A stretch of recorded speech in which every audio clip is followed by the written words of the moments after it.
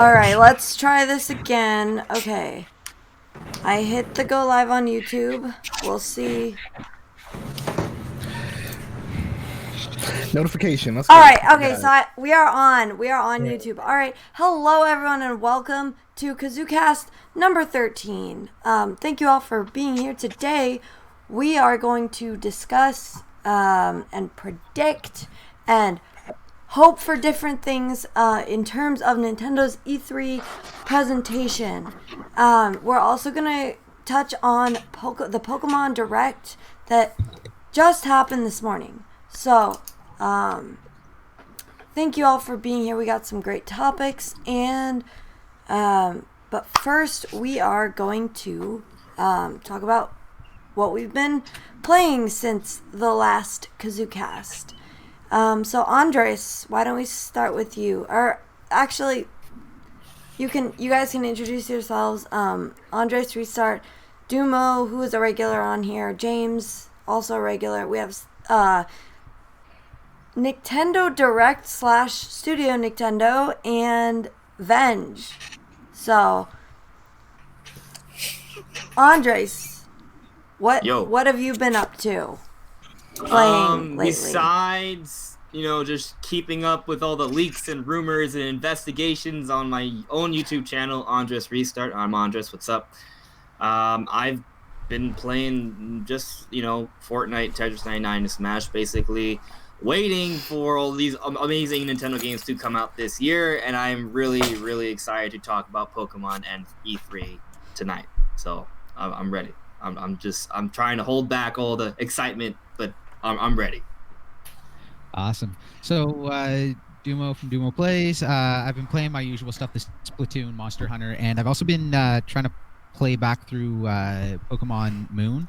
Since I put it down a while back, it just didn't catch me, and I thought it was just because Breath of the Wild was amazing, and I just wasn't able to be caught by it. But it turns out it just the pacing's really weird. And I'm not really too big on the game as far as the Pokemon franchise goes. Ooh. Oh man. Oh. Hot take right there. Oh. Yeah. Shots fired. You said I gave it a second chance. I thought Breath of the Wild was ruining it for me, and come to find out, it wasn't. Pretty much. Sun Moon sucks. I don't think Sun Moon sucks, but I think it's been a while for Pokemon. They kind of need to progress, and Sword and Shield looks like it's gonna be that progression we kind of need. Oh yes. Hopefully it has good pacing, unlike Sun and Moon. Yeah. Oof. Who's up next? James, you ready to tell us about yourself? Sure. Well, recently I've been playing Minecraft. Just introduced Minecraft to the channel. This is my first time playing that game. After 10 years of that game being released, and I gotta say, I can't believe I missed out on it. It's pretty amazing. Pretty amazing what you can do with that game. Good. Very, very cool. And of course, I'm playing the usual stuff. Pokemon Let's Go Eevee, Mario Kart 8 Deluxe, Smash Brothers, Splatoon 2, and Super Mario Maker. Up until Mario Maker 2 comes out, then clearly Mario Maker 2 will take over that slot. So, yeah. So some good stuff we got going on. James, can I ask you a question? Sure, good. Where do you stand with the next Mario Kart? Do you want just DLC for Mario Kart 8 Deluxe, or do you want Mario Kart 9 on the Switch? Honestly, I wouldn't care either way. I mean, if they do come out with a Mario Kart 9, great, awesome. But if Nintendo decides, you know what, let's extend the life to Mario Kart 8 Deluxe and let's add some DLC to it, some additional tracks, maybe some additional characters. I'd like to see Funky Kong make a return. Ooh. I think he deserves to come back. You know what I mean? Really easy with him. Yeah, definitely. But anything that would obviously breathe some new life into the franchise would be great.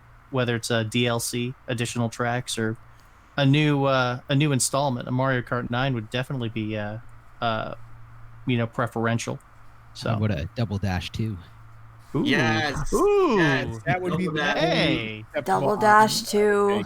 Oh, That man. would be something. That honestly is the only, because you can only do Yeah. like they've done Mario Kart so many different ways. I feel like this is like the ultimate Mario Kart that they have out right now, and just Oh yeah. I feel like they could just add to it and they'd be just fine. But if they came out with a Double Dash 2, then I'd be for that. Oh With yeah. online that you can play with your friends. Oh No, gosh. you're gonna play with Oh random. man. You're gonna be playing with random. Oh yeah. Yeah. Yeah. It's like No. we don't want you to mess up the leaderboards, guys. We Yeah. don't want you to mess it up. So it's gonna be random. Yeah, no Really friends. communicate with your No partner. friends You in can- Mario Kart. Yeah. Yeah. You can have private battles in Splatoon 2, and you can have private arenas in Smash Brothers. You know what I I know, mean? it makes And no that doesn't affect sense. the It makes no leaderboards. sense. Okay, so from a competitive standpoint, the leaderboards mean nothing if it's with randoms, because it's luck of the draw. There's no planning. There's no anything else. The leaderboard is useless That's a good if you point. do not have any teamwork, and your teamwork is simply the luck of the draw and hoping you get paired with another really good player. And Yeah. without proper teamwork, you can't have a proper leaderboard run. So the leaderboard's completely useless. They should just delete it. That's I'm a good excited. point. That's a good point, They Dumo. could at least just have two different leaderboards, right? They could have random leaderboard and they could have friends leaderboard. Like that's a pretty simple solution, right? You But would if you want think. just do the one that makes sense. Yeah. The point of the leaderboard is to show a competitive side, but if it's with randoms, it's not competitive whatsoever. Yeah. There'll just be people trying to kill me. I mean, you're right. Yeah. So somebody in that leadership chain's just Just doesn't get it. They don't know online. They do not get online. Yeah, It's they either just a don't group get or it. an They just individual don't get it. in that development team. I don't know, but somebody's not making some good decisions up there, and I think they need to really pay more attention to what the fans want and what us as the customers want when it comes to online functionality. Any So- luck, that'll be a big E3 announcement.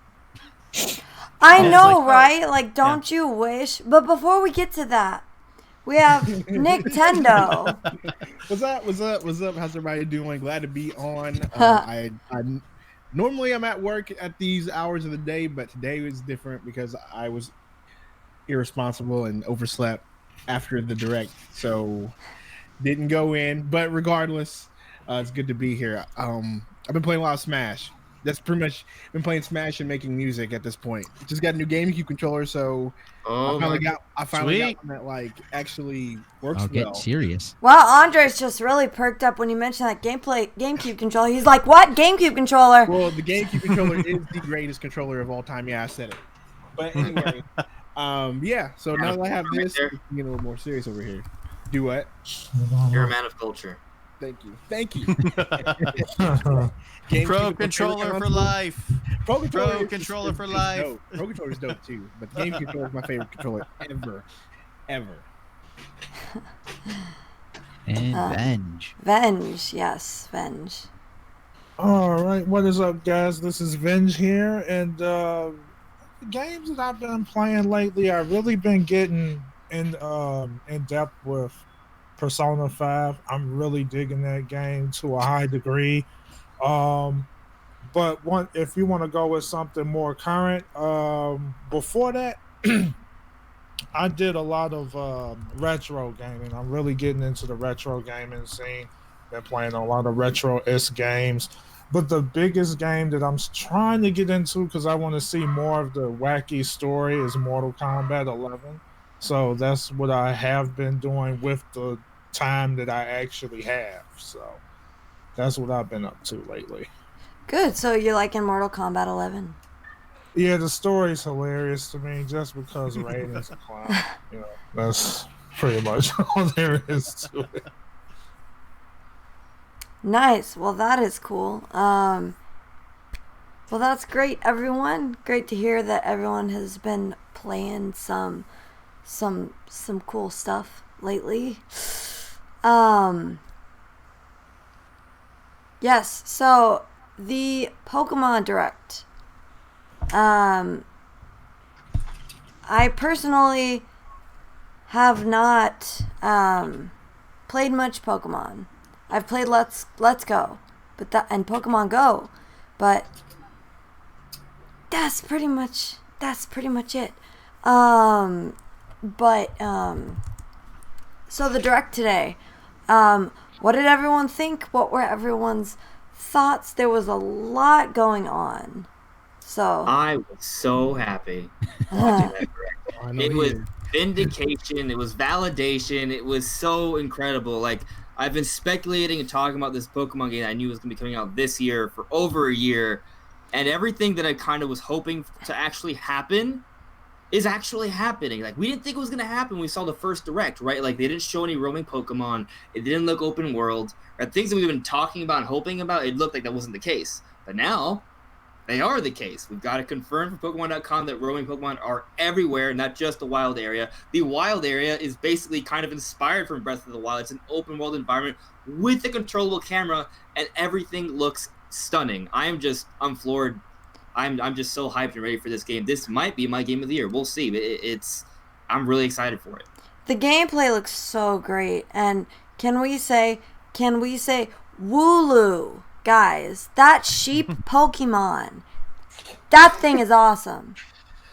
Woo. It was trending on Twitter, and I must have missed the punchline or something. I don't get it. Yeah, why was it trending on Twitter? Hold on, let me Google. Let me find Because out. What? It was cute and simple. cute and fluffy. Cute and That's all. simple, yeah. I mean, move Yeah, I on know. to Mareep. Poor Mareep is no longer to be the favorite sheep. When I hear poor thing. Wooloo, I think about finding Dory. When he's talking to the bird, he's going woo. Ah, Trying to. yes. Oh my goodness. Yes. I will say though, I really enjoyed the music out of the direct, and Yeah, I it was so really hope good. that's in-game music. Yeah, it did. It was great. It got Just like me. It point got out- me motivated. I don't know if any who else caught this, but when they started talking about the wild area, the Breath of the Wild piano was going. Oh, was it really? Dude, you mentioned that during the didn't know That direct, is- and I had to go back and I had to watch it again so that I can listen to it, and I got it. I'm like, oh, he was right. That's good. That makes did it not makes notice it that. even I- more. Dude, I I caught noticed it Yeah, the I first had to go time back and through, listen to it again. and then I Yeah. watched it the second time and reconfirmed it. Then I said it, and then I went back and just played it again a couple times for the people in my stream just to be like, yeah, no, it's there. that is Yeah. so cool. Very No, nice. that is like that Really cool. gives it even more credibility than when we say the legend of Pokemon Breath of the Wild area. It was. I mean, it's called Wild. Like, I feel like that's intentional. Oh, The definitely. camera It angles has also- to be. It has The to camera be. angles they use are reminiscent as well, and it's really interesting to point out that I have to go back and check that now. Like, I Yeah. think it's fairly obvious that the game it was inspired by Breath of the Wild. Now, it's not Breath of the Wild, but this is a huge step for Pokemon. It's huge. Like, this is kind of like we've dreamed about, right? It's like actually the Breath of happening. the Wild version for like the Pokemon version of Breath of the Wild. Well, it's a start to that. Maybe, It's not quite at maybe. 3. Yeah, it's not quite there, but Okay, well, I just that open, like that wild area, that openness alone is something that I found was like really lacking in the feel of playing through Moon. It felt like everything, it felt more linear than normal in a Pokemon game, and in so much more. And I understand they were trying to do more for story, but I think part of those limitations too, though, right? Like, a 3DS barely ran Sun and Moon. Like, if you played the sure. original brick 3DS, you could. If you want to know what frame drops look like, play the Sun and Moon on the original 3DS. It looks terrible. The new 3DS runs it better. It still has slowdown, but it could barely run that thing. it and could then barely they run. added Like in the normal menus and 3DS could menus barely and run it. menus. Yes. Oh yeah, the original 3DS, it chugs bad. Oh, They push that thing to its absolute Yeah. limits. yikes! Absolutely, yeah. But no, and then again, like they added a bunch of different menus, like new menus. I think they're nice if the game was snappy, but it takes a game that's already paced poorly and slows it right down even more. And there was just a lot of stuff there, like good, nice quality of life, but the menu didn't move fast enough to make it work, and that was a major issue. Here's my question about the wild area. Is the wild area, is it going to be a huge part of the game?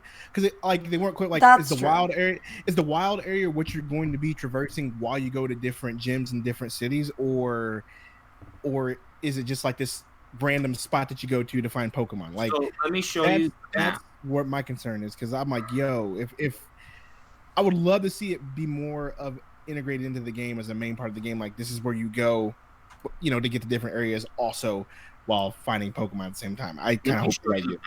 I That's want it what to be, I but would don't think it is. assume, because of they say that it connects to different towns. So it's like a central hub. Okay. that's what So I would I don't know. There's a clear Or is it like area a for safari it. zone? However, where they summoned their friends in the wild area was a lot further north than you would think. So, but it was still kind of in the same connected area. So you have like when you're looking at the map, you have like your starting town, and then you have like a little bit of mountains that kind of curves out and creates like a little inlet. And it's in there is your main wild area where you would expect, but then that goes all the way up, touching the big metal city, and then there's a point that comes up even further, and it's either going to be everything or it's going to be everything in that trench and all the way down, which is massive. I would like it to be everything outside of a city, but it could also just be like everything that isn't on a numbered route, which would be that whole area. Can I screenshot the map? Yeah, that would be helpful. Thank you. Yeah. Right. Every time I do it though, like the image disappears. Give me a second. Okay, here it is. I got it. All right, there we go. Can you guys see the map on the stream? Oh, there we go. Yes. Yep. Yeah. So I'm gonna zoom in just a little bit, right? But so like from what I saw, right, it looks like the wild area is this entire lake area, and like you were saying, Dumo, it extends through here, across this area, across here, and actually in the trail you can see them running around this green lake over here. You can see the dragon at one point, but you also see parts over here. So like you even see a cutscene that's by the castle and this ghost Pokemon over here. So it looks like it's at least this area, and over here. And I would probably extend that further. I'm pretty sure I saw some ice terrain in that too, so you could probably extend that all the way up under one bridge and into the ice It might extend in here, maybe. So what it looks like is like all the cities are pretty much close together. They're pretty much close and intertwined. Yeah. Like the rest of the map is going to be the wild area. Okay, that makes me feel a lot better than what I was. You're gonna go in and out of the wild area as you go from city to city. Okay. And even if it isn't the entirety of the map, it's going to be the vast majority of the map, and it's not going to be a little area. It's not going to be like, oh well, we're going to go to the safari zone and have camera free reign on our camera in there. It's going to be a big chunk, and it looks like there's a lot in there. So even if it isn't everything outside of the city, it's enough that I feel it's gonna be pretty good. And that's why I was saying like it's not quite at Breath of the Wild point because it's for freedom, but it's the right direction. Yeah, it seems like a good compromise, because I know a lot of Pokemon fans are like concerned, like, oh, don't do this, don't do that. Like I know a lot of Pokemon fans did not want the Let's Go mechanic of having roaming Pokemon everywhere. They wanted the random encounters, right? Well, they got what they wanted. And then a lot of them went back and said, "Oh no, we want the roaming Pokemon now that they're not putting it in. We gotta have it now. This game is trash." Yeah. Shadow Nexus said, "Pokemon fans really hate change," and he's right. They absolutely do hate change. Isn't that all? No, isn't that all fans though? They don't hate change. They will actually adapt to change quite easily. They hate the notion. They hate the idea. Exactly. There you go. Yeah. And that's why I think they showcase the random encounter in the trailer first, even though when you read Pokemon.com it says roaming Pokemon are everywhere. I think it's because they wanted people to know, like, hey, look, random encounters will still be an element that's not forgotten, but roaming Pokemon will still be an element throughout the game as well. It seems like the more common Pokemon are going to be roaming, and then those random encounters are going to be like a rare sort of Pokemon in the area, which I'm cool with. I actually like that. Yeah. Yeah, that actually sounds like a more desirable option. I mean, that's just kind of how it is, though. Like, when you're doing Pokemon, the common ones are everywhere. You can see them, but you're looking for that rare. You want that random encounter. So I kind of like that a whole lot. Yeah. See, what I thought originally when, I actually had a lot of hope when they showed the random encounters and no roaming Pokemon, because my initial thought to that was like, oh, what's the reason for it? And one thing it could be is if you take those assets off screen, you can now open up a much larger draw distance. Mm. You can add in a lot more scenery and do a lot more with the imagery. But they seem to kind of split it now, and the game looks so good. It's beautiful. It looks amazing. I was worried that it was going to look like Pokemon Let's Go Eevee, and they were just going to reuse assets from that, and then just, okay, here's your new Pokemon Sword, Pokemon Shield game. But no, I was wrong, dude. They completely thought the same thing. destroyed it. They basically set a new bar in development. And I bet it will look better by the time it comes out too. Yeah, I do have a question. Like, how do you guys feeling about the whole Dynamax mechanic of the game? I hate the name. Yeah, I hate the name. It's like thing I've ever heard. We're probably gonna get used to saying it, but right now it's just so weird to hear Dynamaxing. It's too close to Duramax, man. I literally said that in my stream like 3 times. Yeah. Duramax. Like, we're not talking about cars here. We're talking about Pokemon. I was like, man, this is killing me. Competitively, at least, I like the mechanic because it's different enough from Mega Evolution and Z moves to be interesting. And personally, I like Z moves and Mega Evolution. I don't want them to go away. I feel like they'd probably just be post game stuff. So my hope is that eventually you can somehow employ all 3 mechanics, and they'll all be different enough from each other that it kind of just creates a lot of variety within the battle. So I think it's interesting in that regard, but I also think it's kind of funny that all the Pokemon just kind of blow up, right? Yeah. But I don't touch those mechanics when I'm playing through the game because I already find the game easy enough, and then adding in those mechanics just seems too easy. And then the mechanics themselves, I'm not a huge fan of because it just seems like, especially like Mega Evolution, it's like, oh, it's going to evolve for this fight and go back to normal. It's like, oh, I thought you guys beat Digimon. Why are you trying to take what they had? Like, you had that beat, and now they're doing it again, and now it's like 3 turns. And then I was watching someone, very, very competitive person in Pokemon.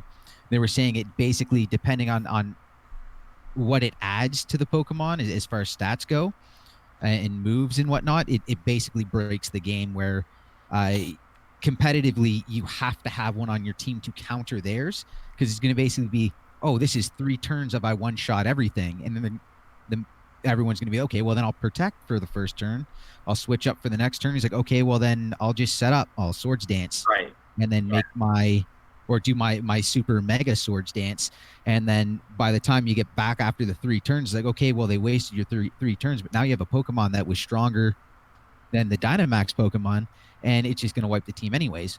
Or they just click attack 3 times, and now it's 6-3 for Pokemon, and the game's pretty much over from there.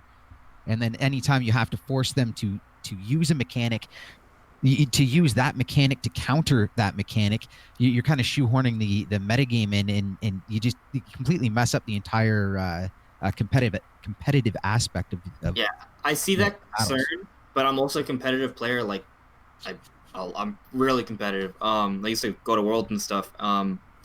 Like, I think that's definitely a possibility. I think I'm gonna play more the we'll see approach, right? Like, I want to see how it's employed. Like, for example, I noticed that some of the status moves are just called max guards. So that idea of just Swords Dancing to Kingdom Come, right? When you see that they're just trying to protect away your 3 turns, might not even be an option, right? So they might be looking at what the moves can do and thinking about the balance of it, maybe. So that's why I'm going to wait until the game actually comes out, see how it plays, and then I'll decide. It's like, oh, okay, I don't like this mechanic. I'm optimistic, but we'll see. I hope it's balanced. Yeah, I agree. That's what I want. I want balance for sure. And actually, you brought up an interesting point. Like you were concerned about not getting too much into the mechanics because you don't want the game to be easy. What are your guys' impressions of what we're seeing so far? Like my feeling, just kind of like thinking about what Game Freak has done. They made Let's Go for the casuals, right? Kind of, in my opinion, sort of maybe enabling them to maybe go a little bit more in the core-centric route for Sword and Shield. So my hope is that I'm not expecting Dark Souls Pokemon, but maybe a bit more challenging than previous Pokemon games. Are you guys getting that impression from what we've seen so far? It'll be a little harder. I could see that because I played the I just remembered I played the demo of, I think, Pokemon Sun. And it seemed pretty easy to me, so I was really not very interested. But yeah, the new one seems like it could definitely be more challenging. Especially with the Dynamax feature in Yeah, there. yeah, Considering make how it. powerful they are. I hope they actually feel like boss fights. Yeah. See, I want and, actual boss fights in Pokemon. and Yeah. I feel like the game itself is going to be pretty straightforward as always, and it's going to be easy, and people are going to complain about it. The one spot where I'm interested to see how the difficulty ramps up is in the raid battles. Yeah. Because maybe they can be like legit like boss fights that you need a team to fight against. That would be nice. Yeah, that that's would be interesting. incredible. That would be a great way to kind of interject that, and from the normal routine of just grinding through Pokemon, catching them, and then leveling them up, and then just going from stadium to stadium to stadium. Yeah, I feel like it's gonna be in terms of that, because now that I think about it, even though this game is totally off topic, it kind of it gives me an idea of what Dynamax is going to be like, if I said that correctly once again. My friend told me, because I haven't played it yet, but I really want to try to get into this mode. Because, see, I'm a huge co-op junkie. I'm not really huge in all the competitive stuff. And there's a feature in Mortal Kombat X where you can have a team of 3, right? And they face off against this one character. And this character is just completely overpowered to the point where it would literally take 3 people just to take on this one fighter. And considering how epic, the trailer made this out to be, I'm really hyped for that, especially since I'm a big co-op person. So I feel like that's definitely what's going to happen. Like, this boss is just going to be totally overpowered. So one thing when it comes to stuff like that, especially in an RPG, there's always that need for synergy. And if you don't have that synergy, you're just going to get dominated. So Yeah, I feel like these raid battles are going to be like Monster Hunter, where they're just going to be a complete bullet sponge, just a target there that you have to hit over and over and over again, over and over and over again. That would make me so happy. Away. I know it would make you happy. That's why I mentioned they better be a bullet sponge. I feel like it's not a shmup. 4 people in there. 4 people in there battling all together. It kind of has to be at this point. Brian's philosophy, you bring up a good point. Is it co-op with friends or strangers online? Brian, don't open that can of worms. It is 100% most definitely co-op in local play with friends. Yeah. Oh, in local play? That's a given. That's definitely going to happen. Yeah, they even mentioned it. They even mentioned the word local. Oh, they said local? With friends locally or with people across the world online. Throw a shoe at them, man. So, yeah, with people. I'm getting kind of like also, guys, I wanna just take a quick minute. Thanks so much for the raid, Easy. Thanks for that raid. We appreciate you here on the Kazoocast. Hey, lit. Welcome, Raiders. Welcome, Raiders. Thank Hello you. There. Yes, stay away from the windowless van. True. Oh my gosh. But if Nintendo is so concerned about like protecting kids, why is it with strangers online? Thank you. It's such a weird flip, because before it's like you look at other games like look at Splatoon and League. You have to play with friends. There is no you can't do anything without. Yeah. There was like you physically have to hand a person basically your friend code to get it across. Yeah. They make it so difficult for people to find people to play with and then force them to play with those people. Yeah. And now it's no. It makes them madder. I don't know. I don't get it.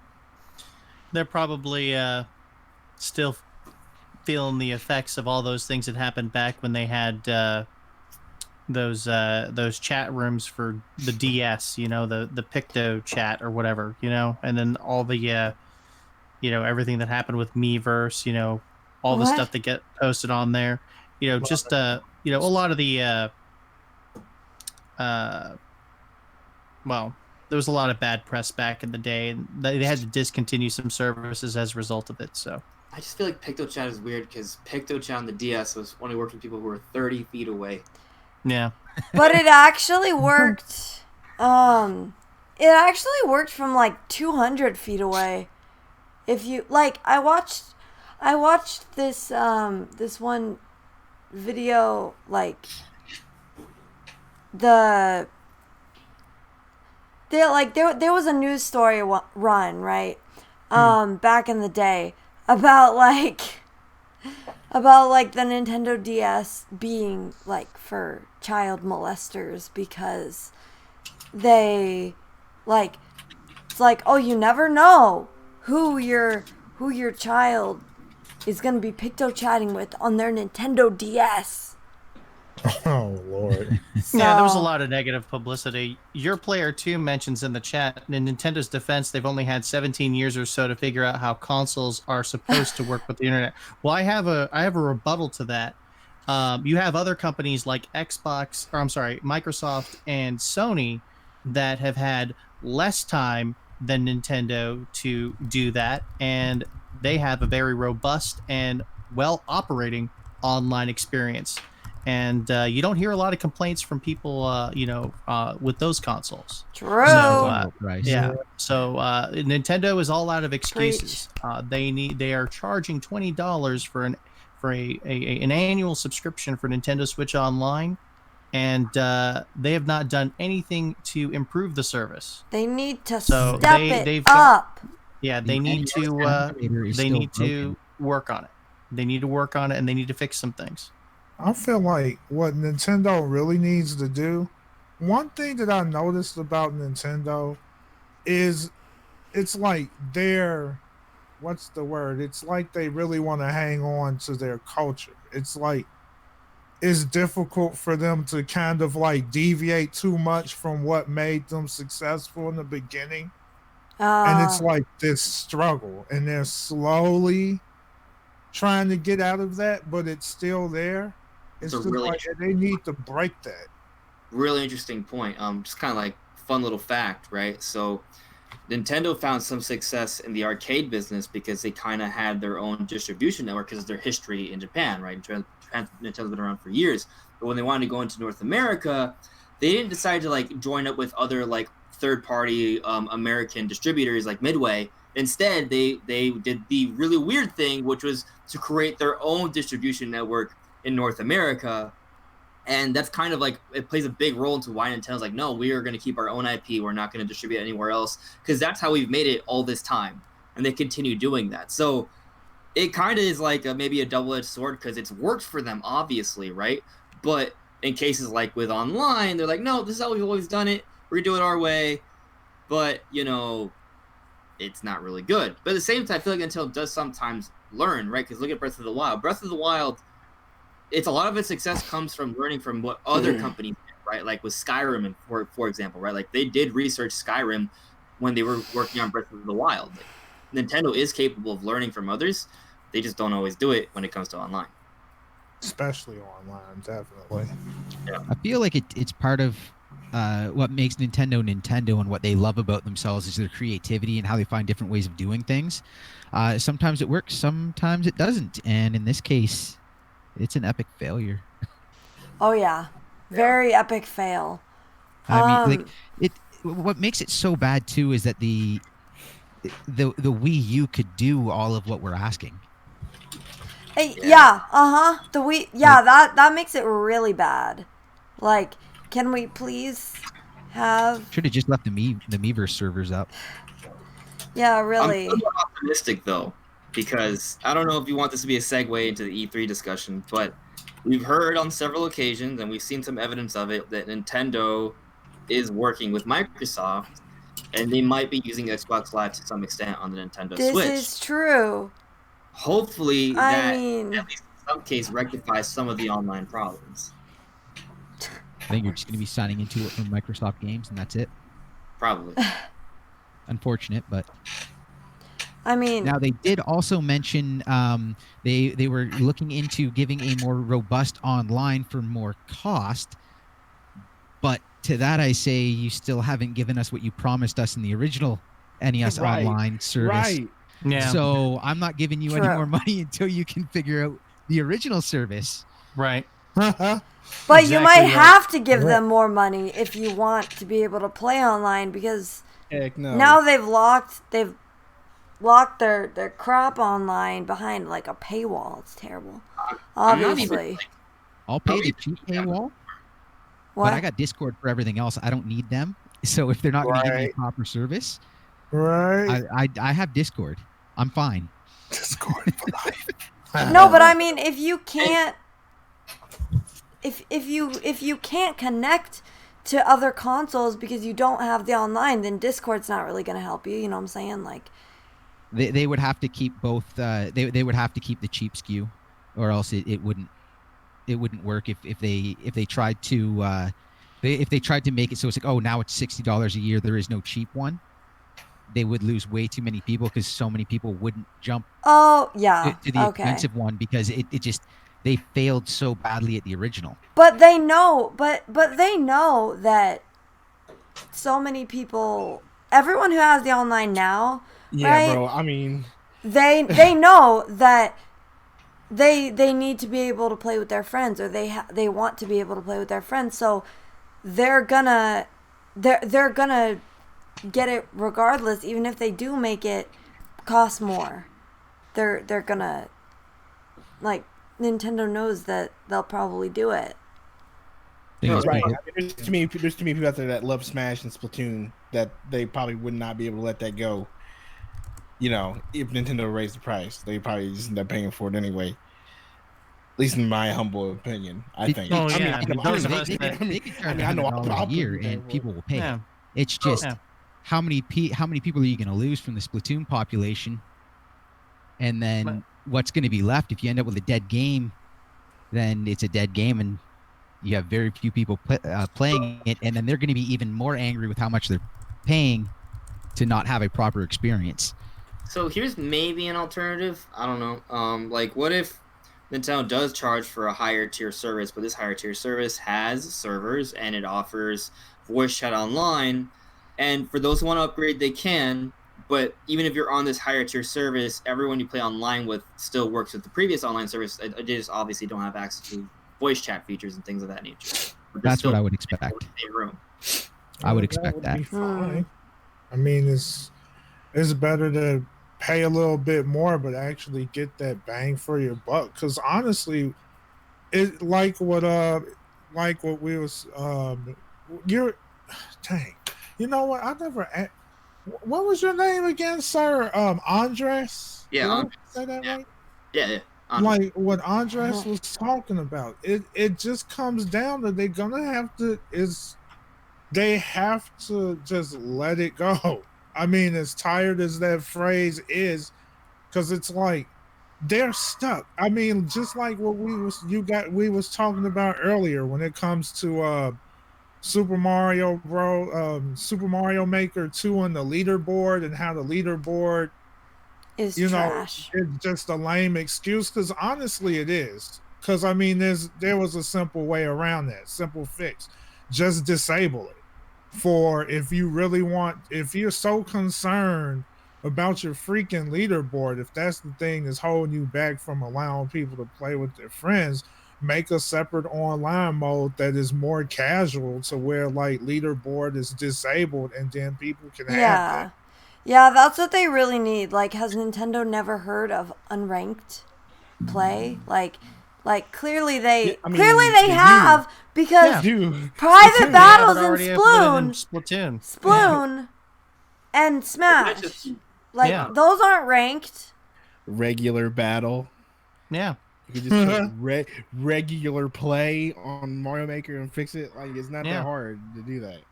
Social, call it social play. I don't care. But regardless, Yeah. Now, I guess the question here also would be, Yeah. again, as I mentioned on a previous one, on a previous podcast, I was saying in an investors briefing, they mentioned that they noticed that subscribers to their service went up when they released a game that required it, and so they wanted to take advantage of Oh that. yeah. And they definitely have. Yep. They So have Mario now, do Maker they want 2, to and now then put the game out as is, and then later on make a big deal about adding a friends ranked leaderboard to sell more services? Look, Yep. I I don't mean, know. well, I but don't it would like it would it, still but- require the online though, like the playing unranked. It would still require the online. Oh yeah, I'm just saying it just seems like one of those things where it's like, oh, hey, well, everyone liked it this much, so for those of you hesitating, now you can play online with your friends. Oh Buy yeah. in. Playing Give us dirty. money. Oh my Yo, gosh. you know what though? I wouldn't put that up. Yeah, he's right. I wouldn't put that above I them could to do really that. see them doing something like that, to be honest. That- That's, I was scared of and it when I it's- saw that in the it's investors sad. briefing, and that's It's- why I brought it up. And then they just pushed it forward. And the only thing they've added to the online that was actually interesting and worthwhile and really did push the online subscriptions, and I don't think it added anything to the subscriptions, just made people happy, was Tetris 99. God, I love Tetris 99. Yeah. That's- Yeah. They need more games like that. They need more They, games like they that. do. Yeah. Yeah, Keep and giving people it's s- keep it's adding really stuff sad like that that. we've come to expect Nintendo to do these kinds of things, like to try to fix their mistakes in that way. Like Just blame the gaming industry as a whole, to be honest, because it became a trend. It's like at one point no one ever had to rely on that tactic, but then once so many other publishers is pushing this kind of tactic and they notice that it's actually working for them, now everyone else is kind of going to be on board with that. And it's so weird how, look at the hype that new Call of Duty game is actually getting right now, because of the fact that that game isn't even going to be reliant on season passes and all that stuff just to help pick themselves back up from all the failures that they had. Yeah. Yep. It's like, I mean, they're getting a lot of better reception with this one, with the new Modern Warfare release than the previous Call of Duty games. So it's tough. Yeah, I don't know about all that. Online Nintendo, it's like beating a dead horse. We've been complaining about online for years. maybe we're just not vocal enough about it. I don't see a lot of, and I mean, you guys will probably see it as well, or maybe you'll agree with me, but I don't see a lot of people going to social media and actually complaining about it. So I think because of the until way- that happens, yeah. Oh man, you can go down my channel, bro. Like in the beginning of the inception of my Yeah. YouTube channel, all I did was talk bad about the online. Yeah. Yeah, I feel The like problem is that the people happens. are there, I feel just like people not talk combined. bad about on the online all Yeah, the time. I think it might need. I think what'll happen is it's gonna have to get to the point to where not only are we becoming more vocal about our disagreement about how they're running the online service, but I think until it starts getting some traction amongst all the other consumers that have invested into this program, the Nintendo Switch online service, you probably won't see any action on Nintendo's part, because they're pretty satisfied with status quo as far as I'm concerned. They were not, though. They're not happy with they don't have the amount of year-long subscriptions that they wanted and that they were expecting. So they actually voiced concern over that to I wonder investors, why. and then proceeded to do nothing. I Which feel like they probably tried to come up with something, but it may, just never really the right thing. I think they have the right thing, and I think they've been sitting on it to make a big splash with it. And at this point, I'm just so annoyed that at E3, I would expect SNES games to come to the online service, but that's something that should really? have been there at launch. I think they should. I don't expect it. Even if it's coming, Emulator's done. I just think what they're going to focus on at E3 are just games. Like, they're not going to bring up the Switch Mini or Pro. Like, they're probably not going to talk about any online updates or even the SNES. I think the SNES Online would also kind of come along with that. I think they're just going to focus on new games that are coming out this year and some next year. I think that's going to be their focus. We got to hear some of E3. I could see. It's been too long with nothing. I could see SNES games coming out in maybe like in September, because that's when they're gonna need to keep. That's when they're gonna need to keep their people. You know what I mean? Like, like because everybody who subscribe, like probably the majority of subs occurred in last September, so they're gonna want to keep them for another year, right? So what do they do? Maybe they'll release the SNES games then. That was a big insult to everyone that signed up to it, because we all signed up knowing this is a bottom dollar service.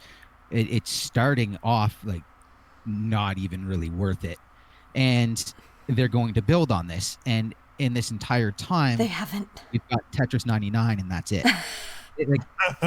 I mean, true. Like, he's right. The SNES game should have came at the new year. Yeah. Right. He's right. I've been saying that, man. And like, here's the deal. Like, they gave us those NES games, and they're updating them. They give us like 2 new ones every month or whatever. But pathetic. Yo, I'm not trying to play NES games. I've said this, dude. They need to. If you want to make it worthwhile and make me happy, and I'll be quiet for a minute. Add Super NES games and N64 games to it, and I'm good for a minute. Oh my god!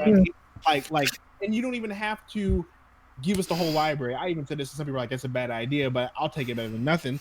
Make it like Xbox Game Pass. Throw some in there for a little bit, take them out, put some new ones in. Throw some in there for a little bit, take them out, add some new ones in. It doesn't have to games just have to stay there forever. I'm good with you rotating a list of games for these consoles. I'm good with that. Just give me some service like that. Not have me pay $2.99, $3.99 a month just so I have to play Splatoon and Smash with my friends. Like, that's the only thing that's got me. I know, right? And even when you connect online with Smash Brothers, you still get lag issues, you still get disconnects, and you still get players to drop out. I mean, it's Splatoon. That is the biggest reason why I stopped playing Splatoon. The amount of disconnects you get when you're playing online. Trash. Not Splatoon without a disconnect. It's that dry bones, bro. Man, I've literally seen disconnects at LAN tournaments. What? How? I don't know. Right? Something just goes wrong. Disconnects. I've also seen disconnects that are fully explained, where someone gets mad, slams the table, the switch pops out. Yeah, that'll do it.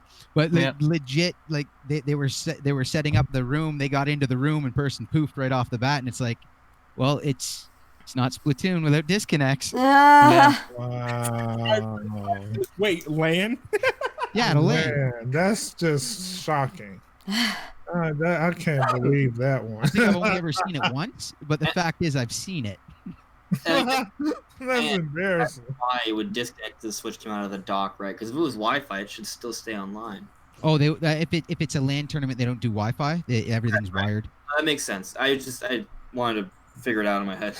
But and then, like, since it's wired, the moment it comes out, it disconnects. It automatically disconnects. You're not on the LAN anymore. Right. As far as like the SNES games, though, what blows my mind is like Nintendo said SNES, give them SNES, N64, everything's good.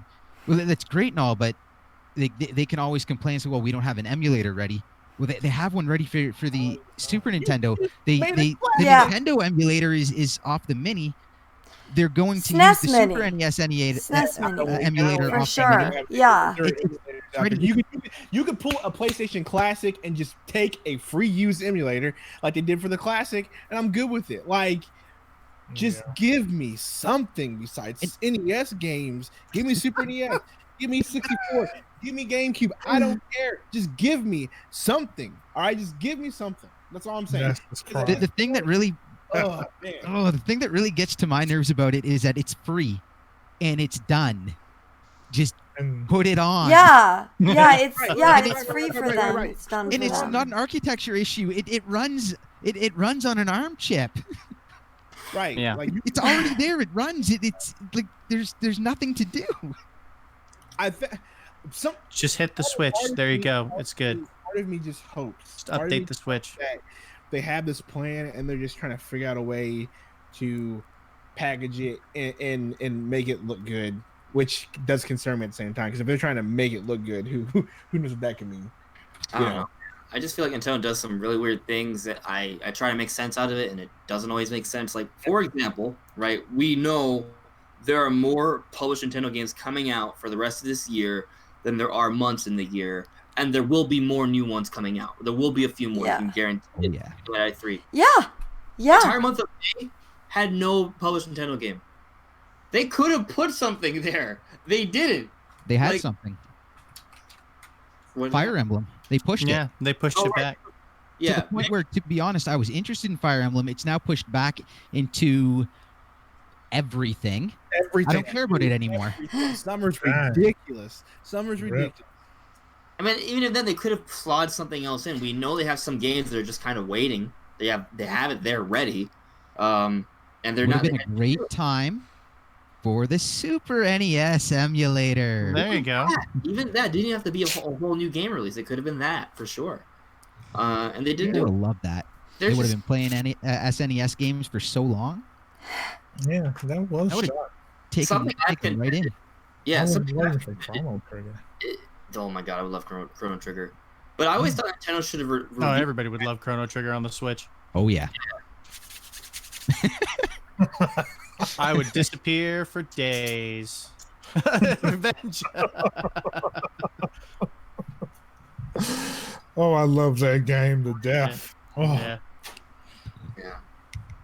I was just gonna say that, like, I felt like Prime Trilogy could have been a game they could have had come out in May if they were gonna have a game release, right? Supposedly it's been ready, right? Now I'm thinking that, assuming it is revealed at E3, that they just wanted to save it at E3 because it would have been like a great time to sort of say, hey guys, here's Metroid, we know you've been really wanting it. Here's E3, the biggest stage to show it off.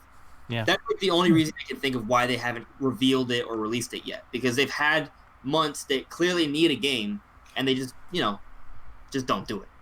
I think it was ready, and I think it was supposed to be announced and released early this year. But when they pushed Metroid Prime 4, I still say they're holding it to build hype to begin the year with Trilogy, and E3 they're going to do the big hype train with Prime 4, and at holiday that's going to be what pushes the Switch. So you're thinking that the review 2020. this E3 it comes out early 2020, then at E3 they reveal Prime 4 and it comes out holiday? Is that what you're thinking? It depends when they're done. I don't think Prime 4 is going to come out next year. They're going to wait till Prime 4 is ready, or will be ready that year. They will announce and release Trilogy at the beginning of the year. They'll show off 4, whatever year it is, they'll show it off at E3. That'll be the big E3 game and the big Christmas push. That's what I expect, because they want to hype it up. I initially thought Prime 4 was going to come out this year before the delay. Which is why I think that Prime Trilogy was supposed to start this year. Right. It was supposed to be the big game for like the first half. So what do you guys think I'm sorry, what do you think the big holiday push for this year is going to be then? Pokemon. Now that, Metroid Prime. Pokemon. Which is coming November 15th. Pokemon Link's Awakening. Pokemon. Just for the record, I think it's still a good chance Crossing. Prime Trilogy comes out this year and it's revealed at E3. But assuming it's not, well, we got Link's Awakening, right? We got Animal Crossing. We got Fire Emblem, Mario Maker 2, Luigi's Mansion. Pokemon Sword. Luigi's Mansion 3, yeah. Daemon X Machina. Dragon Quest is also being published by Nintendo as well. That's 8 games. I'm sure we're missing 1 or 2, and there's probably gonna be announced a couple games at E3. One of them might be the Retro Studios game that's being teased. So Town. it's supposed to be the town. That's right. Yeah. Town, We might beat me to it. Yeah, the town. Like, Nintendo definitely does not have a shortage of games coming out later this year. Like, that's definitely not going to be a problem for them. Team of the year. Like, they're locked and loaded. Metroid Prime 4, like, everybody thought that was going to be a big L until they had the direct to show Link's Awakening, and everybody saw the lineup, and everybody was like, okay, never mind. Pretty good. They're be good. Yeah, There's man, also- no game droughts. Astral Chain looks pretty hyped to me. Yeah. Not It's going to be interesting. Well, I'm going to try it out. I see looked why interesting people are to me. interested. I just it's just not something that catches me. There's a bunch of stuff going on. I'm like, I just There's also rumors for a Monster Hunter game for Switch, which makes sense timing wise. I think not going to see it at E3. I don't think. it could be Tokyo Game Show.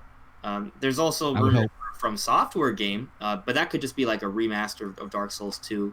Dark Souls 2. Yeah, I was gonna say Dark Souls I would 2. like be happy for that. A lot of people, I think, would be really happy for that.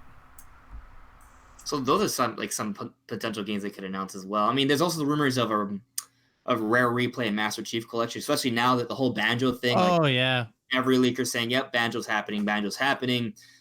I think the chances of Rare Replay actually coming to Switch have kind of like skyrocketed now. If Banjo's actually Smash, it makes a lot of sense. Please. I need Banjo to come to Nintendo, and I need Banjo and Smash. That would be the most Banjo fun for thing Smash. I Banjo wanna for be Smash. so bad. Well, if they do that, I hope that they at least bring some rare IP onto the Nintendo Switch. You know, like Rare Replay, just like you guys were mentioning. I mean, that would be awesome. Well, if we You get know, being Game- able to play Banjo-Kazooie again after not seeing it from the. if the rumor is true that Game Pass Switch, you're going to see rare games on the Switch. If that ends up being true, where Game Pass is now going to be on the Switch, like where that rumor happened, which if they That would announced be- that at E3, I would lose my mind. Ooh. But like if that happens, you're gonna get those rare games. You're gonna get all of them. You're gonna get Rare Replay. Any game that Rare comes out with, Sea of Thieves, all that's gonna be there. Oh man, it's gonna be That is going to be awesome. Killer Instinct. yeah. Killer Instinct. I Oh, remember. Killer Instinct. I know, right? Yes. Nintendo. Like I remember one of my online friends was saying about how like oh, Sea of Thieves will never come to the Switch, like because I was mentioning how like I wanted to try Sea of Thieves because I've been hearing a lot about it and whatever, and he was like, oh no, Sea of Thieves will never come to the Switch. So I mean, I would like it to happen because then I'll be like, well, look at this. Spiteful. He wants to be spiteful about it. Okay. Yeah, give them the L, man. Master Chief Collection might happen. Take the L. That would be crazy. Yeah. I did love Halo 2's campaign. It was fun. And actually, just another thing, there have been several insiders with really good track records who have been saying both Pikmin and Metroid will be at E3. Oh, really? Yeah. That'd be And interesting. I think it's Pikmin 3 Remaster and Metroid Prime Trilogy. Yeah, I was gonna say I don't think it's Pikmin 4. I think it's Pikmin. Yeah. and I Metroid would Prime not. 1, 2, and 3. Yeah, I think wouldn't Pikmin hold my 4 breath on might be Pikmin 4. Yeah. They might use Pikmin Trilogy. Not Pikmin Trilogy. No. Pikmin What's- 3 Remaster, and then they tease Pikmin 4. Pikmin. Yeah. I could see it. Yo, if Never Pikmin played came out that in game. 2020, Whew. That would be pretty good. Mm. And that'd then be great. I think this E3 we're gonna start. Yeah, like I don't know where Pikmin has been. Like Didn't Finished, Miyamoto say it was done?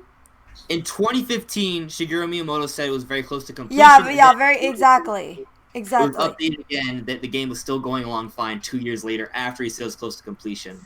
You know what? I just think the Wii U didn't do well, so they're like, "Yo, we gotta kind of save some of I these think games." I think they finished it up, and maybe they're kind of tinkering with it with a small team, minor enhancements, changing it around a little bit, but it's basically just kind of in storage, and they're waiting for a rainy day. That rainy day is somewhere in 2020. Yeah. They gotta fill that lineup, man. They gotta bring the Switch through that year, so they gotta fill it with some sort of IP. Yeah, They need- exactly. they That's need- true. right, like, That's very Right true. now is a prime point for Nintendo because the way things are going with Sony and Xbox, where they're both gearing up for next gen, like not much is happening. Like we're gonna see some stuff from Xbox, but most of the stuff that we're gonna see this E3 will be like future stuff. And same thing with Sony. Like Nintendo has a great opportunity this year into late 2020 to like capitalize on a lot of capital. Like Yeah. I think they're going to run out of Switches this year. Yeah. Yeah. I'm expecting that Switch Mini to be announced in a few months, and that's going to push Animal Crossing and Pokemon and maybe more. Yeah. Mini would make more sense right now. Plus, Yeah, they I think the need, Pro. I feel like if they're going to do one, the Mini makes sense. Yeah. And if they're going to do it this year, it would make a lot of sense because they need. Oh my god! Like look at that lineup, and not just like we're talking Pokemon and Animal Crossing. Like That's perfect. Pokemon alone, Pokemon Sun and Moon came out and took the 3DS late in its life and made it impossible to find for 6 months. Oh, Like, true. Yeah. They're impossible to find now. I can't now find got them the in the hottest store. selling system, and you're dropping Pokemon Sword and Shield, which is like this Open world huge Pokemon. thing, and you think you're gonna find a Switch for Christmas? Good luck. True. Yeah. I mean, Better yeah. buy 'em now. But Parents also better that. buy 'em now. And Better also, buy 'em now. Yeah. assuming that originally the plan was to have Prime 4 come out holiday season, it might make sense that they would have also maybe delayed the Switch Pro if that was the thing, right? Because Switch Pro would obviously make sense for Prime 4. Oh, right? delayed with it. Yeah. Maybe they might Yeah, pull that's that true. That is so they very have a true. more of a graphical fidelity kind of game to come out. If it's Prime 4 or maybe the next Zelda next year or next Mario, they might save that for next year. Yeah. It will come out this year because, I mean, that's what the initial report said, right? But I'm just saying, like, I don't see both coming out at the same time. No, that'd be silly. Yeah. Nintendo knows how to drag out hype. Oh, They know yeah. how to drag Oh, things out yeah. if nothing else. They definitely know how to create hype. Oh, How yeah. to Last year Just was ride that maddening train out. for the end of the year. We're gonna out Smash in March, by the way. Oh, and then you gotta wait till December. Like, oh my gosh, that was the worst. So I've I made this pseudo discovery recently. And some people don't like it, but I'm just gonna put it out there for you guys. But I made a video talking about what Retro Studios is working on because I thought I figured it out. I'm a big Retro Studios fan, right? Obviously for Metroid and Donkey Kong Country, but I'm a big fan of the studio. But when they put out that image, when Reggie Yeah, I know what that you're video. gonna say. Yeah. no one could figure out what the character was. I think I figured it out.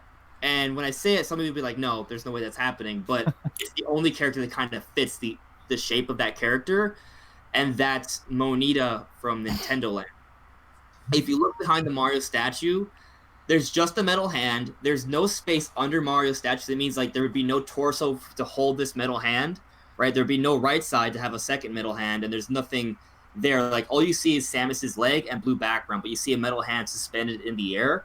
If you look behind Mario's head, there's a rectangular looking corner that doesn't match Samus's arm cannon, which would suggest there's like a rectangular piece behind Mario's head, a very, very narrow body, and just one metal hand, which is exactly what Monita is.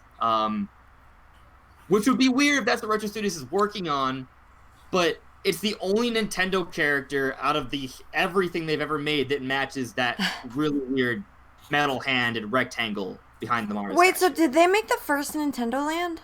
They did not. No, they didn't have a hand in it. That was EAD. Yeah. Okay, yeah. Nintendo Land. And I think even though Retro Studios, I would have liked to see like maybe more like a 3D platformer or some sort of epic adventure.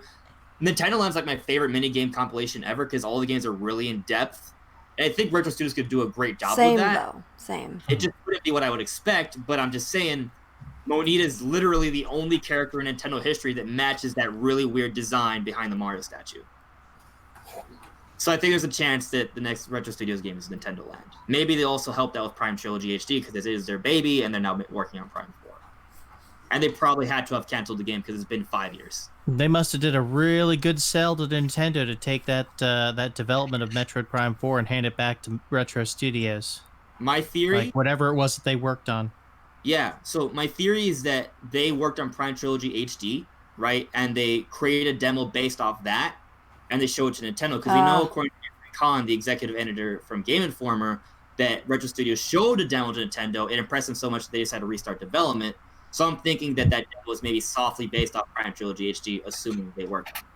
Yeah. Wouldn't be surprised. Yeah. But would you guys be okay with Nintendo Land, a new Nintendo Land, if that's what Retro Studios is actually? Well, honestly, I mean, before they even released the Wii U and they were showing screenshots of Nintendo Land, I already made the decision I wasn't going to buy it. The only game that I bought at launch was New Super Mario Brothers U. And I just didn't really care for Nintendo Land. So. Now, if they have online with friends, sure. Gimmick. Venge, you right though. I wouldn't. It doesn't. I don't have a problem with it. Like, I'm not gonna make a big deal over it, but it's not something I'm gonna buy. Oh, Yeah. Nintendo. I think Nintendo Land 2 would be pretty cool. And So next year, of course, is yes, Super the Nintendo World. Yeah, Andres, If- you if know. project line up with the release of the new Nintendo Park. Mm-hmm.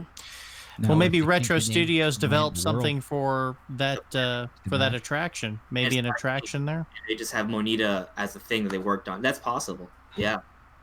That could explain why they've been, not doing anything, because they've actually just been working on software for the new Nintendo parks. Yeah. Maybe. Maybe okay. I had a thought. What if Monita? What if it's not a Nintendo Land that they're working on, but they're working on something for Super Nintendo World, the park. Yeah. And Monita is featured in the actual park itself. I think that's possible. I think it makes sense. That would be interesting. Yeah. It'd be really cool. It'd be cool if like Monita was actually like a robotic character that follows you around in the actual real life Nintendo Land Park or Nintendo World Park. Yep. It'd be epic. That'd be pretty cool. Mm-hmm. That would be really interesting. I like the Yeah, we just got to figure out what they're going to be doing with it. Yeah, I don't know. I think it's easier It's for Nintendo. the game, but Yeah. Advertise the crap out of their games. That's what they're doing. It. Mm-hmm. yeah, So, sure. what about looking at some of the third parties? Square Enix. Oh, Square Is having Enix, a they're going to massive have a show. lot to talk about. Not only that, but Square Enix in the past has said that all future projects are being developed first for Switch and then being ported to other systems That's to make true. sure that the They Switch did say runs that. properly. Yep. And with that, there is one major one still coming. I don't know if it started development before or after they made that decision, or if they would have made changes afterwards. But Marvel Avengers project. Yeah. Yeah. Yeah. supposed to be coming out this That's summer. like Buying that's it. like the We're not talking potentially a really big game They're for. making an Avengers game. We're not talking No. about Ultimate Alliance is coming out in the summer. It's an Avengers project. Okay. Wait. It- This is Oh, okay. So totally this is something different thing? completely different then. Yeah, Okay. Holy smokes. Right? Very different. Okay. Oh. So, Marvel Ultimate Alliance 3 is like a beat 'em up style game. Essentially, you're gonna pick 4 heroes. It's all co-op with friends, and you're gonna run around on screen. There's a bunch of RPG elements, and you just beat up a bunch of bad guys With friends. Yeah, with friends. Hopefully online. Otherwise, I'm gonna be very disappointed. Very, very disappointed because I want to play it with people. The Avengers project is supposed to be more of an ongoing game. They said it's supposed to be ongoing. It's supposed to be the same kind of idea for friends. You're going to be building up your heroes, but they're going to be adding to it continuously. It's supposed to be like a long-term project, and it's supposed to be, So does it mean like from my understanding, less beat 'em up and more like what you would expect out of gaming today for a major project. Spider-Man. Like Spider-Man. Yeah. okay, like actually playing like a 4-player like Spider-Man game or Avengers? Yeah. Like okay, that's interesting. I like that. That sounds really really cool. And again, How they're did supposed to be Square Enix doing get like the rights to it's do an supposed to go Avengers game. for a long time. So you think they'll come out with like a beta that people can play, and then that'll just kind of like be updated throughout time? Essentially, like the idea was to do it almost. My understanding was kind of like how Splatoon does games as a service, where you just keep adding to it and adding to it. I don't know Yeah. if they'd be charging DLC packs and whatnot. Square seems quite content to charge for little bits here and there. So I would kind of imagine that would be the route they go. But they want to continually be adding not only to the multiplayer, but also to the single player as well. So it's supposed to be a long-term project. That sounds really cool. I'd love to see it. That thing is, to me, that sounds like way more up my alley than Marvel Ultimate Alliance 3. Ultimate Alliance 3 is going to be amazing. You guys are going to miss out. I can't wait for that. I grew up. I didn't say I was going to play it. I'm just saying the Avengers thing project sounds even cooler. What the Avengers project is sounding like, is going to be, if they pull it off, it's going to be incredibly impressive, and it's going to be awesome. And I really, really hope it lands on Switch. And it lines up with something Phil Spencer has been talking about, where he said traditional generations are dead after this generation. And I agree. A part of that's probably going to be streamed games. And I believe also it's going to be like these long-term games that they just want to continually be updating for as long as possible until they can't do any more with it, and they're forced to change. And you see it right now with like MOBAs and all these other things. They'll add things, they'll change things, they'll make updates, people keep playing them. That's true. Yeah, to keep everyone playing. Dokkan is still alive and well. So, before you brought up the Avengers project, I was wondering if you were going to bring up Final Fantasy VII Remake instead. That's what I was going to say. Because they did restart development not too long ago.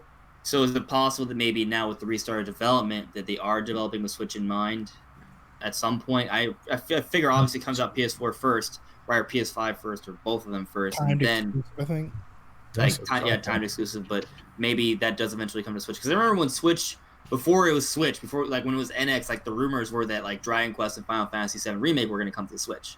Right, we know Dragon Quest 11 is happening, but Final Fantasy 7. Final Fantasy needs to come back to its rightful place. With that, they're changing the design of Cloud, and they're changing some of the design in the game and some of the graphics in the game. Could that possibly have something to do with making it easier to port down? Maybe. I'll tell you this: you start that late and scrap Cloud that late and redo him. Could it be part of something where they want to hide a graphical change? That's something that's easier to port down and actually run on Switch.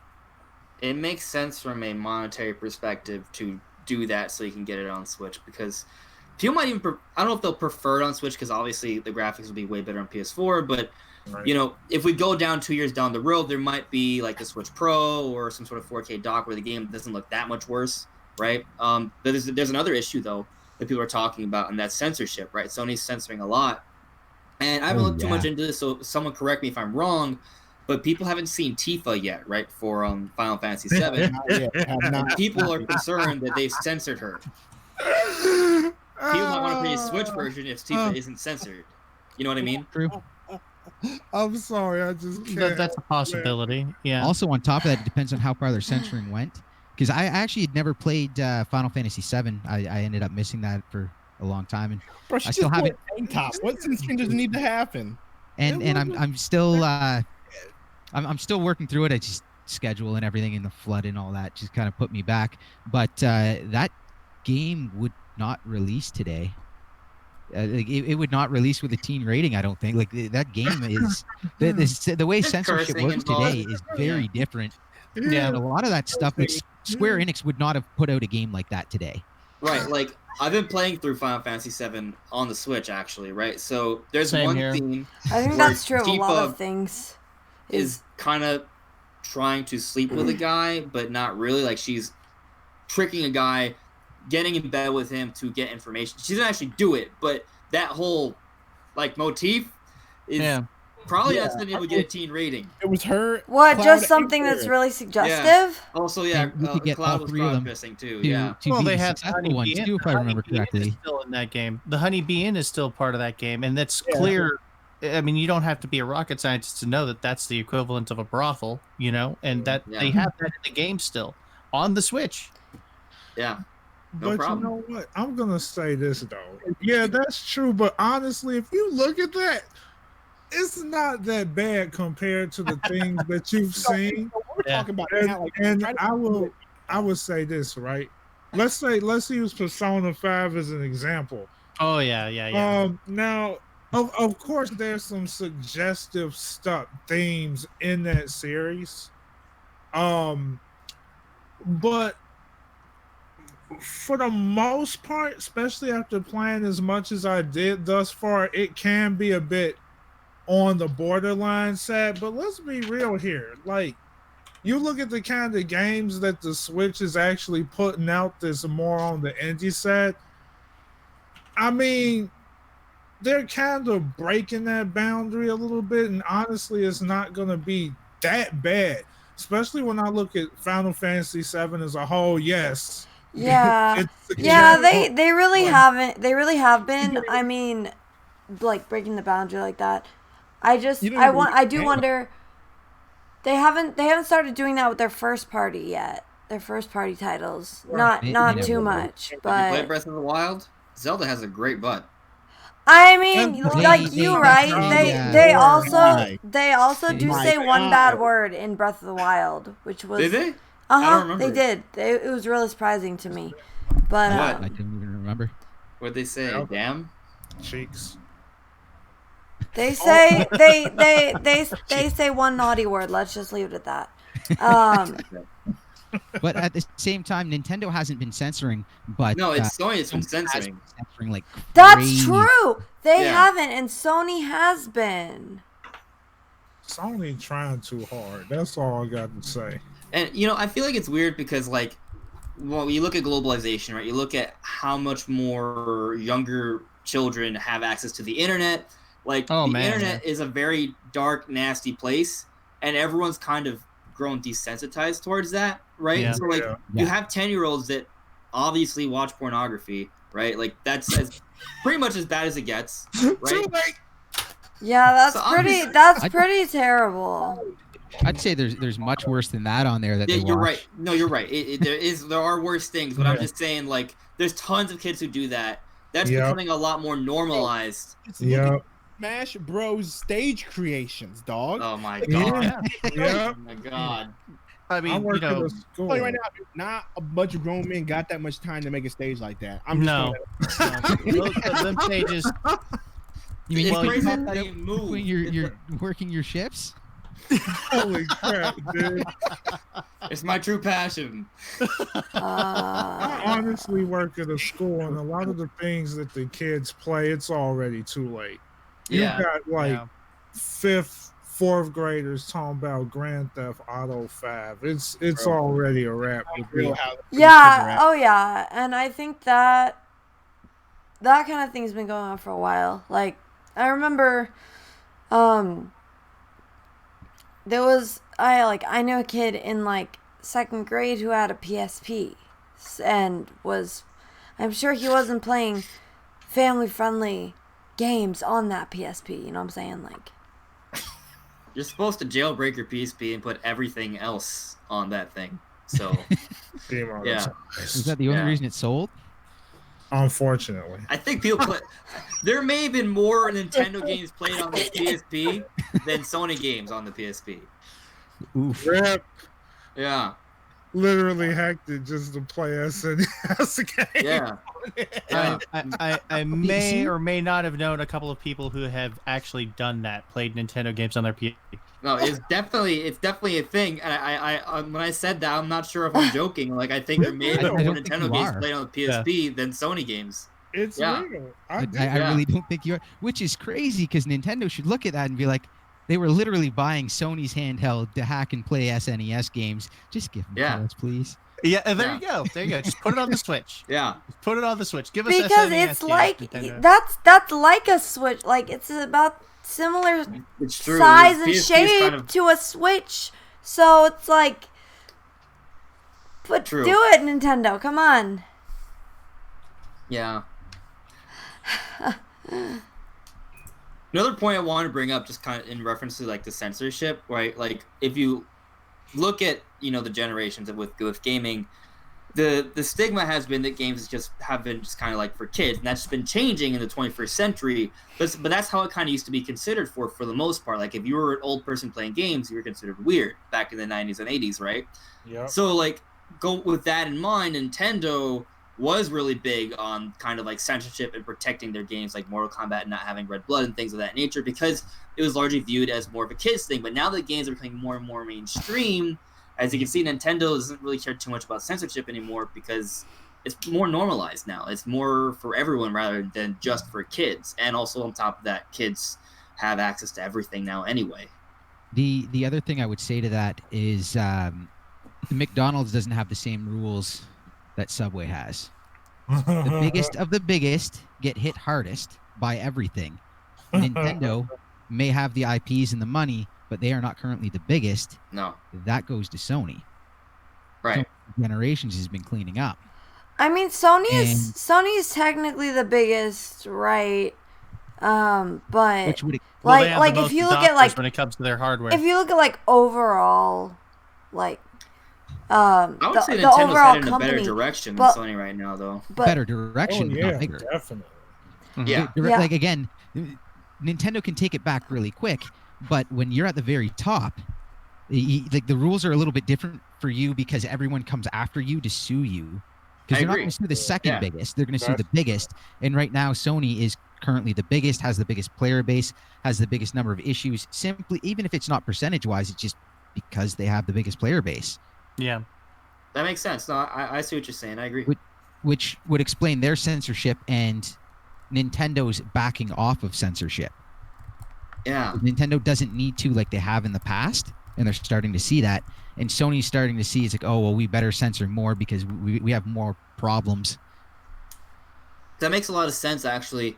Because, it seems like Nintendo is trying to be like, hey, look, we're hip and cool, right? Like, look at our eShop. There's tons of weeaboo weird shit there. So, enjoy, right? Like, they've become very open with that. That is 100% true. Yep. Yeah. It's funny because it's true. I can't. This Me being an anime junkie, I'm down with this. What? Like I love anime, by the way. I'm not shitting. I love anime. I'm an anime watcher. I know. what Yeah. just happened? Dude, oh my Yeah, God. weird was animals for life. What is going on? I'm done. Alrighty. Just don't go to the Switch talk eShop. about E3? Can we just talk about E3? Yeah. Yeah. Witcher 3. That's been rumored for Switch. Witcher be 3 has amazing. been rumored for Switch, yeah. Multiple times. It's come up. It keeps coming up. Now, would they do the entire thing, all the DLCs, or would they just kind of do I feel like it's going to basic? be like a Dark Souls remastered kind of thing, where it's going to get the DLC. Wait, It's gonna did someone say something naughty? Did someone say something naughty? Oh my gosh. Not really. I'm just making fun of game companies being naughty. Oh, okay. Yeah. All right. Yeah. All right. As long as they're not showing anything crazy with Tifa, we should be good. That's all I'm saying. Just keep it clean, you know. Yeah. Yeah. Yeah, absolutely. Yeah, keep it clean, Andres. All I said was that there are other companies doing weird stuff. That's all I said. Uh-huh. Yeah. But I heard nothing. But what about going back to Witcher 3 though? Like, how do you guys think that game would run on Switch? Do you think it's going to be like a good thing, assuming it's real? I think it's probably happening. But Wait, did you just say Witcher? yeah, Witcher 3 is supposed to be coming to the Switch. How old is that game? I think 2015 is when it came out. Lordy Lord. Whoa. Yeah. I wouldn't mind taking a look at what it takes to run it on PC, but I don't see that being. I feel like storage again is the actual issue, not the running of the game. Yeah. Yeah. Especially since Target is very limited. Yeah, and especially since you're on a closed platform, so they can do a ton of things to it to make it run well. They have a lot of options, so I feel like they could make it work. So I do agree though that storage space is more the issue rather than power. So, I mean, I feel like it may be one of the situations where they're just going to make you download the whole thing. Like, apparently with Wolfenstein 2, like, you basically just have to download the game. Like, you buy the case, it's just, here's a download code. Yeah. Download the whole game. Which is really unfortunate. Mm-hmm. Oh, yeah, no, I'm looking at the specs needed right now. Yeah, Switch can run that, no problem. I remember when it came on PS4 and Xbox One, it did have like frame rate issues, Probably but just that bad was in support. 2015. Yeah, maybe. Yeah. Xbox One. 'Cause, like, we're talking It about was like, ugh. an i5 2500K, Oh, can run it. or like is what they're saying for minimum That's requirements. the minimum. And the Okay. Switch is way above that, and then the graphics card is a GTX 660. Like we're well beyond that. Oh, yeah. 1.5 gig of dedicated RAM, but 40 gigs of hard drive space. That's the kicker. Oh, yeah. That's the rough one.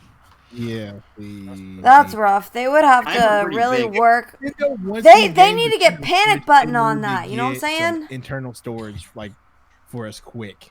Cause like, yo, I can't be having Mortal Kombat, Witcher 3, all these games on my Switch.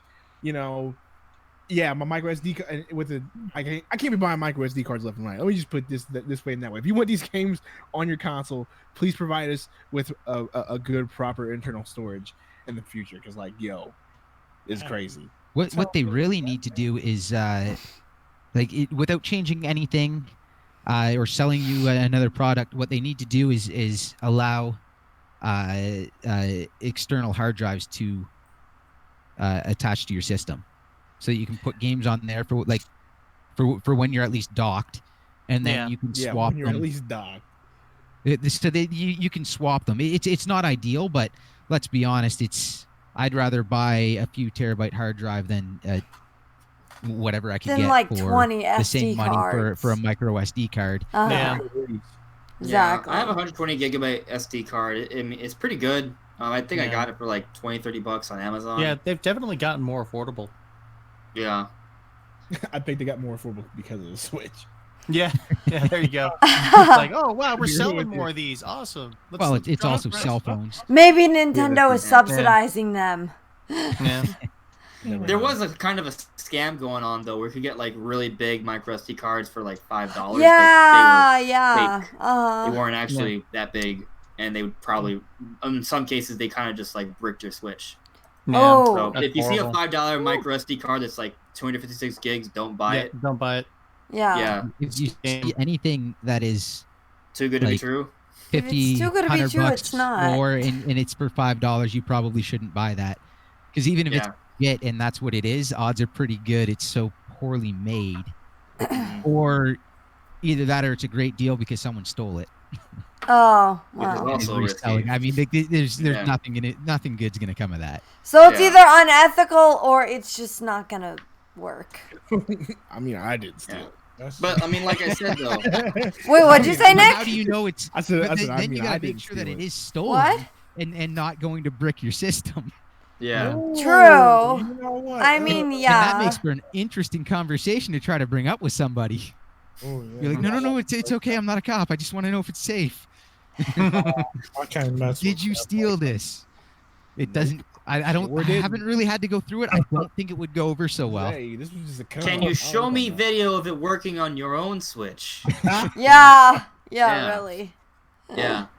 Some things is risky business, you know. So, Witcher 3, you guys think it's doable on the Nintendo Switch, or do you think there might be some issues trying to get that ported over? I Which think it's word gonna am I happen. If they I can just do worry it's gonna look like- Wolfenstein, they can do this, right? I would Oh, yeah. think. Because Wolfenstein, wasn't Wolfenstein released after The Witcher 3?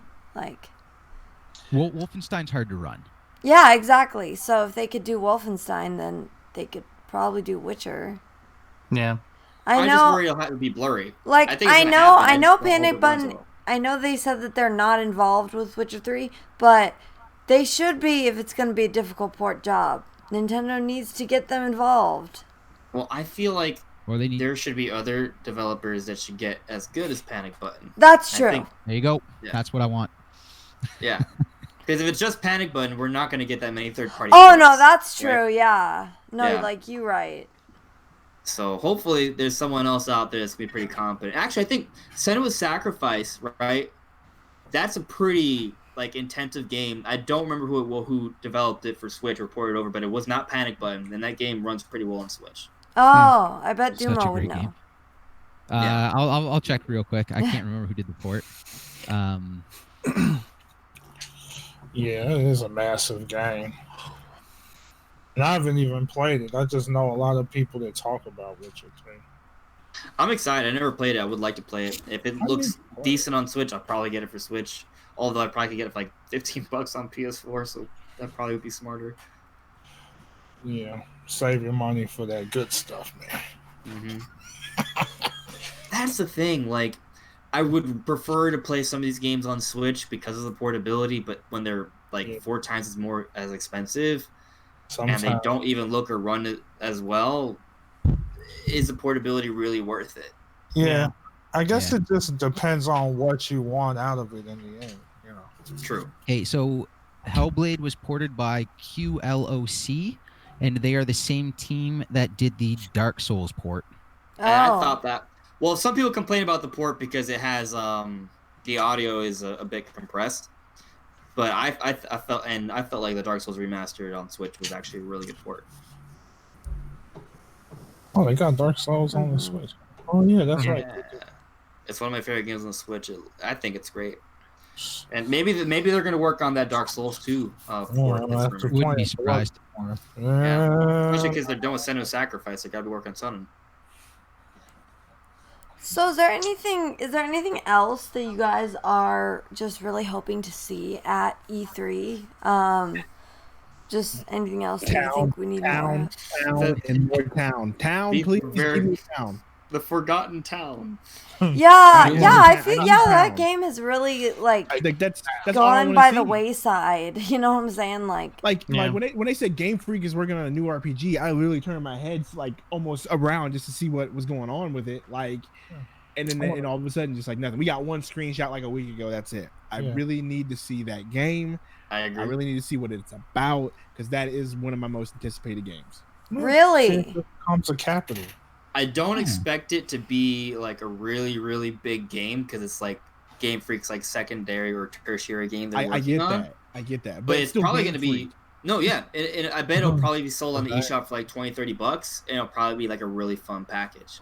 The thing is, it's going to be a good game. So it's not like just because it isn't the main focus doesn't mean there isn't a team that is their main focus. So either way, the company might not be banking on it, but that is 100% the main focus of the people working on it, and they have a team dedicated to it to do it. So it's going to be good. That's a good point. Yeah. You guys thinking sleeper hit? Yeah. I am personally. I saw think that it's game. Gonna be better. It looked intriguing. I think it's gonna be better than Sushi Strikers. Yeah. When if it releases this year, it's gonna get lost. Sushi Strikers? How do you not get lost in a lineup of Pokemon, Animal Crossing, Luigi's Mansion, Zelda, Astral Chain, Dynamax Machina, Marvel? Like, it's a big year. I think Town's going to get the Yoshi's Crafted World treatment. I think it's a new game like that. They're going to put it at the beginning of next year. Like, it's sort of here. It's the beginning of the year. So that means it's getting delayed then. Because I think it's slated for 2019. Yeah. It'd be smarter to push. They probably push it back to 2020. Or Shadow Drop it. You remind me. Or Shadow Drop it. That's the point I was really trying to make, is that because it's not on the main team, it's more of a smaller game. They could probably fit it into a month that has something big in it, and it'll still work out. So I don't know if it's gonna be a 2020 game. I think it can still come out this year. I feel like it'd get lost this year. It'd almost be better. A lot of stuff's gonna get lost this year, man. A lot of stuff. That's true. Sure. But it's tough to. But out of things getting lost, I feel like a new IP gets lost a lot quicker than a lot of other things. Unless it's an IP that's getting looked at like Astral Chain or Dynamax Machina, where I think Dynamax Machina is gonna bomb. I don't know. I kind of got the same feeling. I gotta agree with him. It's not that they don't want to. They put out that tech demo and they're like, "Yo, give us your input." Like, "Yo, why do you need our input? Like, why do you need my input on the game?" Like, after this tech demo, I agree with him. I think the input made a big difference on Octopath. On Octopath, exactly. They went through everything and they implemented. They said almost everything from the input, and that game was really well. So well done, and people were so thankful for it. And people were like, all the main complaints were all fixed by launch. That's like people were literally saying like, this is a demo done right. It wasn't a demo to be like, hey, now give us money. It was a demo to be like, what are your thoughts? Where can we do better? And then unlike normal Square Enix or Nintendo or companies, they actually listened and did it. Mm-hmm. So and that made such a difference. So bearing that in mind, what changes do you think it needs? For me, I think it needs to be Wait. faster. Yeah. And it needs to be easier to understand what to do. Because when I first started, I couldn't figure it out. It needs weight. The shots need weight. There's no weight behind anything. It Yeah. right. so awkward because of it. That's true. That's like true. there's no recoil. There's nothing. It's you're standing there shooting this massive gun. It's just like do. It's like nothing happens. It's like you need to feel weight behind these big shots and these big machines, or else it doesn't feel like I don't a think big the game had rumble. destruction. Yeah, I agree with you. That was my main complaint after playing the Damon X Monk on a demo. Was like I'm flying around in this like mech suit, but it's just like brr, there's no like. It just didn't feel. It just felt like I was just going like straight, almost like the world was turning around me and I was staying still. And they have HD rumble. They could really add to that tactile feedback. To Exactly. add that weight and satisfaction. Oh yeah, Dumo. Yeah. I know that's like your like favorite thing. HD rumble is amazing. I love it in Mario Kart, man. It just feels so good to drift on those tracks. I think they could do a lot with it. It's one of those things. It might get lost, but again, Spawnwave's gonna be pushing it hard because he is in love with that imagery and whatnot. And oh yeah. I wouldn't be surprised. I don't think it's gonna do crazy numbers like some people seem to think, but I don't think I think it's gonna do well. I don't think it's gonna be like a sleeper hit, like blow everything out of the water. Yeah. It's going to sell to a very kind of like almost niche plus a little bit extra, and it's going to get the sales they're looking for, and then they'll decide on whether or not they'll do another one, but I doubt it's going to bomb. I hope you're right.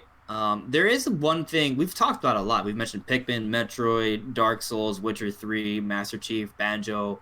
Did we mention Banjo? Banjo for Smash. We did. Banjo for Smash. We were thinking that if Banjo does come to Smash, we're gonna see some rare replay and some other Microsoft games coming to the Switch during that time. Yes.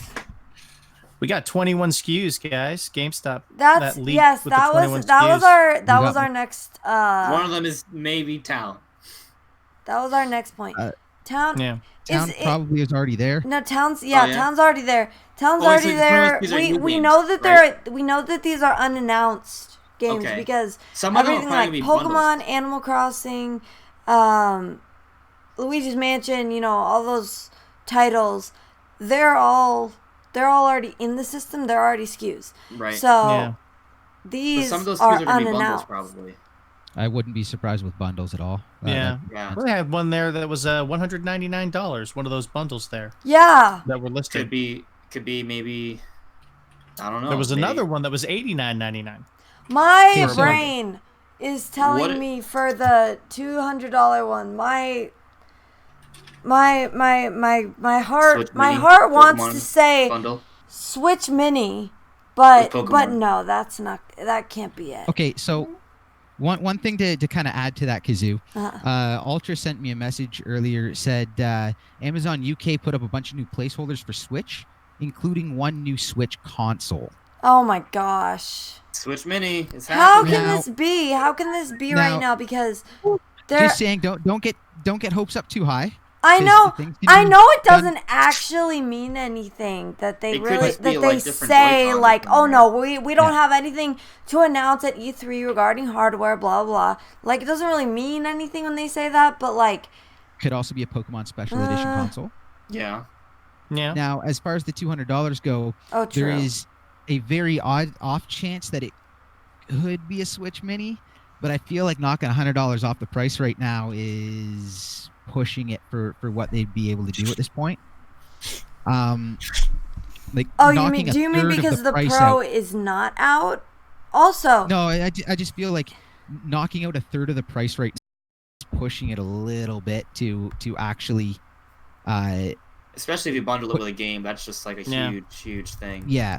Now, also on the $200 SKU, I read somewhere people were saying that apparently like, because everyone focused on Nintendo, obviously, but there was also a $200 SKU for Xbox and PlayStation, which means that more than likely it is a big special edition for a third-party game.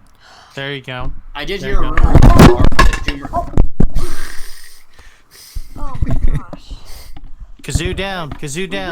That was okay? my microphone fell off. Oh, I have all my stuff set up on this TV tray, and it's not the sturdiest thing in the world. we can still hear you though, so everything's good. There you go. And we're still live, so Yeah. Yeah, it was just the microphone that fell down. yeah. I was gonna say that there's a rumor that there could be a new Tomb Raider for Switch, so I don't know if that might be some sort of three-way sort of multi-plat thing to where each one gets a bundle for Tomb Raider. I Square wonder Enix what. has a big show. Yeah, Dumo. Yeah, that's a very good point. Looking at all three of the consoles, and it's the same priced item, $199 across the board for all three consoles. Maybe get Do Lara we know Croft what game it Road. might be? One thing that was brought up. Okay, so it could be like a big third-party game. Yeah. That's kind of obvious. I could see a Lara Croft with like some sort of statue and all this stuff for a special edition. I could see the other one that people pointed out is, and I haven't looked at prices in a long time since I haven't had a PlayStation. What is the cost of the highest end package for a major EA Sports game? A lot. Interesting, an EA Sports game. $79.99. We would find out about that on like For an EA Sports game, yeah, like the biggest one. The biggest. Like, Are it'd be we like coming up on an $79.99, anniversary? $89.99. They're not coming up on a Madden anniversary, are they? No, yeah, that's been that. This is Come an on. annual thing they do. What if Yeah. it's a Call of Duty bundle? Could be. For $200? No. It comes with a gun replica. I don't know. Well, I mean, they've had some pretty crazy limited think it's edition a bundles spy for Call of thing. Duty in the past. they Like, had one would with the need drone. to include like a real gun for that amount of money. Like, you know what I'm saying? No, but Not actually a real gun, they but- had a bundle that came with night vision goggles one year. I forgot that's cool. which one it was, but I mean, let's see. There was an Ace Combat one. When Ace Combat 6 came out, they came out with this bundle that came out with this limited edition flight stick and control setup. I mean, you know, those were pretty pricey too. So I don't know. So, but I'm more inclined to believe you know, or to lean towards Dumo's theory in regards to it being a third-party release, It makes maybe a sense. limited edition bundle. Yeah, rather than Ultra hardware. just said Call of Duty bundle for $200 US, including 3 different dots. What? No. Well, they what was it, $10 for a dot or something silly like that? Dot? What? Like your laser for your Yeah. your gun, you can have like your dot is like a happy Wow. face. It's a red dot. Money for that? Oh, okay. And Shadow of Next is saying Black Ops 3 came with a freaking mini fridge. Yeah, like that's. So what I could It see might be is- Call of Duty. I could see it being Call of Duty. I could see it being a major sports game because I don't actually know the price at the top end of that, but I know they get pretty ludicrous. And I could see it being something Square Enix because Square Yeah. Enix is Square's going all out. I could see. I was actually gonna could be say. Tomb I was Raider. actually gonna mention that. Tomb Like, Raider? what if Yeah. it's like? Final What Fan- if it's what like? if Final Fantasy 7 goes to all systems? What And if it it's? comes out this What year? if it's like? Oh my, that'd be a huge surprise. Yeah, I was it would actually be, gonna but- say that, but also, what if it was like? What if they put like Kingdom Hearts 3 on the Switch, and then they put like they did a crazy special edition, and Kingdom they Hearts did like 3 with the story so far. Ooh, I could see it being a possibility. oh yeah, That'd be maybe crazy. they'll put like all the games together for like $200. I don't know. I think And they then- need some sort of Kingdom Hearts collection on Switch. And then, before but then it that would comes also out. mean that every game would have probably like a separate, like it would be every single game on, like singular on, and those would account for some of those SKUs. Maybe. Soarin' Smash, baby. Sora and Yeah, Smash. I see that mean, comment there, Mastermind. Yeah, you know what? It could happen. If that That's The happens, year's not over yet. There's We still got there's still Smash. plenty of slots. They haven't released anything for a while. It's been a long time. They've released one We one gotta of the get a actual character. fighters. I'm kind of like, again, not a Smash player, but I'm kind of expecting them to show off the next fighter and then right after be like, oh, here's the fighter after that. Yeah. Oh wait, no. Some people That's think they not might gonna work. reveal. Oh, so I'm you dropping it right expect them now. to shadow drop a fighter at E3? Shadow Yeah. drop a fighter and announce another. I think there's Yeah. a possibility of that. Yeah. Why if not? they did that, Yeah. please be Banjo. Please be Banjo. Please be I- Banjo. Banjo. Please be Banjo. I feel it, man. I feel it. I think it's gonna happen, guys. I think it's believe gonna happen. I think Banjo's gonna make it. Will be confirmed at E3. I don't think he'll be shadow dropped. Yeah. I think there's another DLC character that could be shadow dropped. That character might be Erdrick from Dragon Quest. From Air Dragon Jerk. Quest. Okay, you think Air Jerk? Yeah. I could very well see them shadow dropping a fighter to not only just bring up hype, but also to hype another third-party game that like they're Dragon announcing. Quest 11S. Yeah. Which is already announced. Like Dragon Which is Quest coming 11. to the Switch. Here it is. It's coming right now. Oh, also he's in Smash. I think Luck, guys. Crowd goes wild. Does Dragon Quest 11S have a release date already for Switch? Yeah, I thought it was August. I thought it was like August or September. I thought that's Okay. what it was. Yeah. So many, Google too it much for in the sure. back end. I'm telling know. you, Nintendo. I You're felt like Dumo. You're talking about like this game's gonna get lost. They're all gonna get lost though. That's Yeah. the thing. Like everything is going to get lost after Yeah. August. Except for Heck, Pokemon. even during So August. wait, you're saying so what you're saying is so that they don't get lost, I need to go to the store now and I gotta pre-order them. So yeah. So it's gonna be a crazy year, man. I'm I mean, we saying got you gotta all these play them. releases to look forward to, and it's like in August. where am I gonna find the time to play these dang things, Where am I man? going to Really, get the though? money? Where are you going to get the money? That too. Like, That actually, too. no, where am I going to get the money? We're talking 3-4 Like a- games in August. We're talking something going in September. We're talking Luigi's Mansion, Pokemon.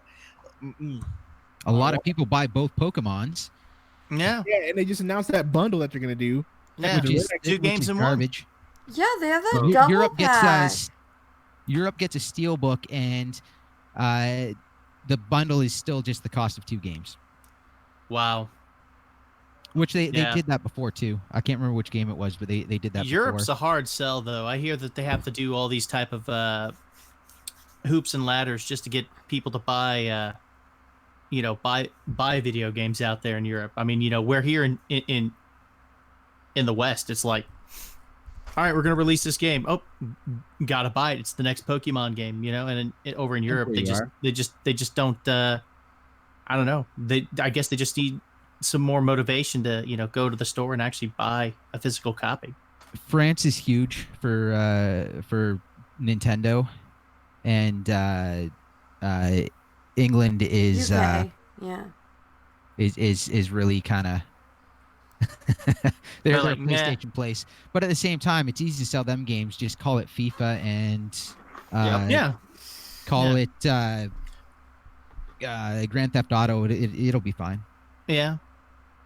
Well, They want to sell Switch. If they want to sell Switches, port Grand Theft Auto on to the Nintendo a Switch. big bundle Yeah. for Yeah, I'm UK, surprised and that there you hasn't go. found its way That over would yet. be huge.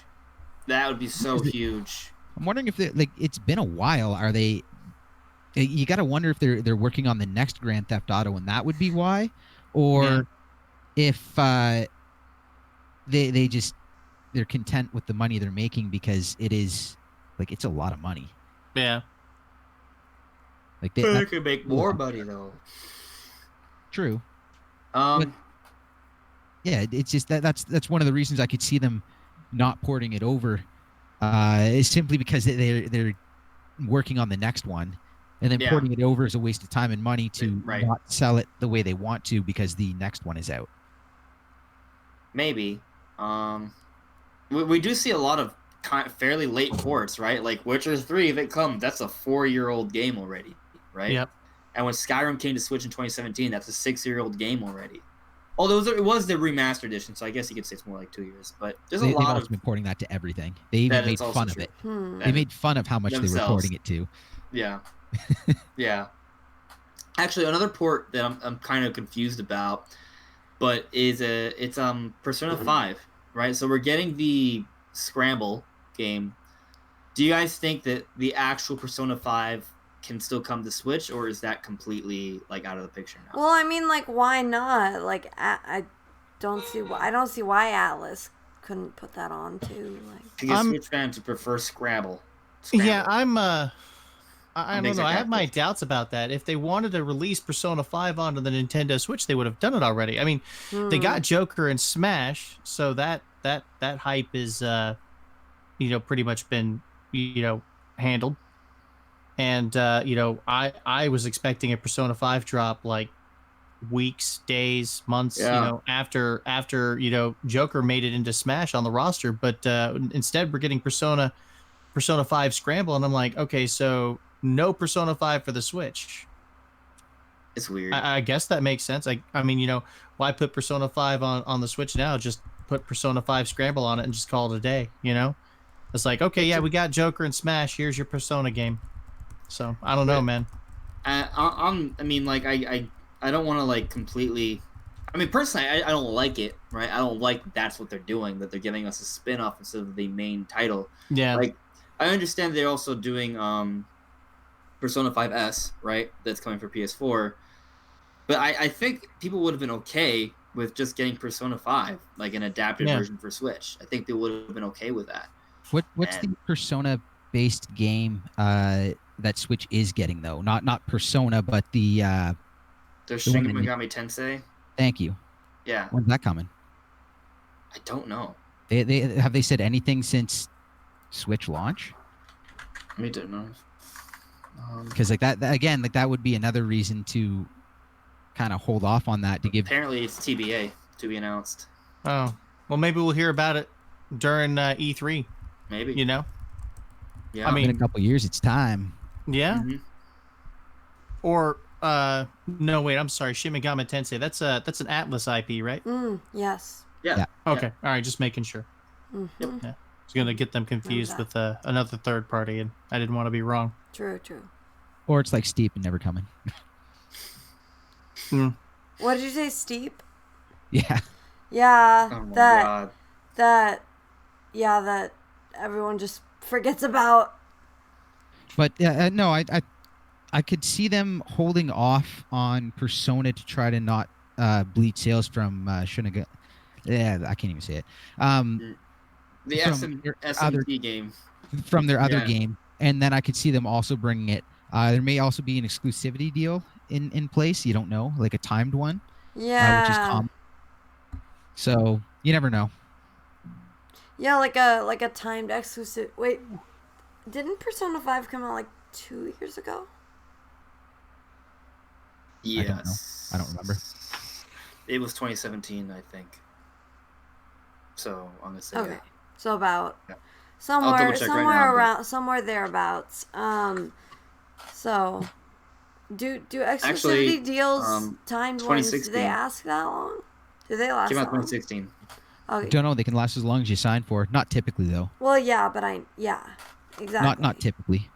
I feel like maybe that they're waiting as far as Persona 5 is concerned, because it's been out for quite some time, and obviously everyone would have thought they would have dropped the game already, but maybe what they're doing is maybe they're waiting for the release of Persona 5R to just send a complete package over to the Switch. Maybe, yeah, and then maybe that's maybe that's.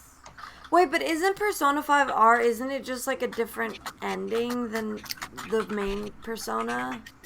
No, I believe it's the same game, but they're expanding on it because they're adding more to it. Basically, the stuff. Oh, yes. Okay, I think you're right. I think you're right. Wait. But honestly, I felt like people would really want to experience it sooner, but especially those that never got a chance to play it, because like you guys were saying earlier, I didn't even realize I was muted because I was like, wait, I'm muted.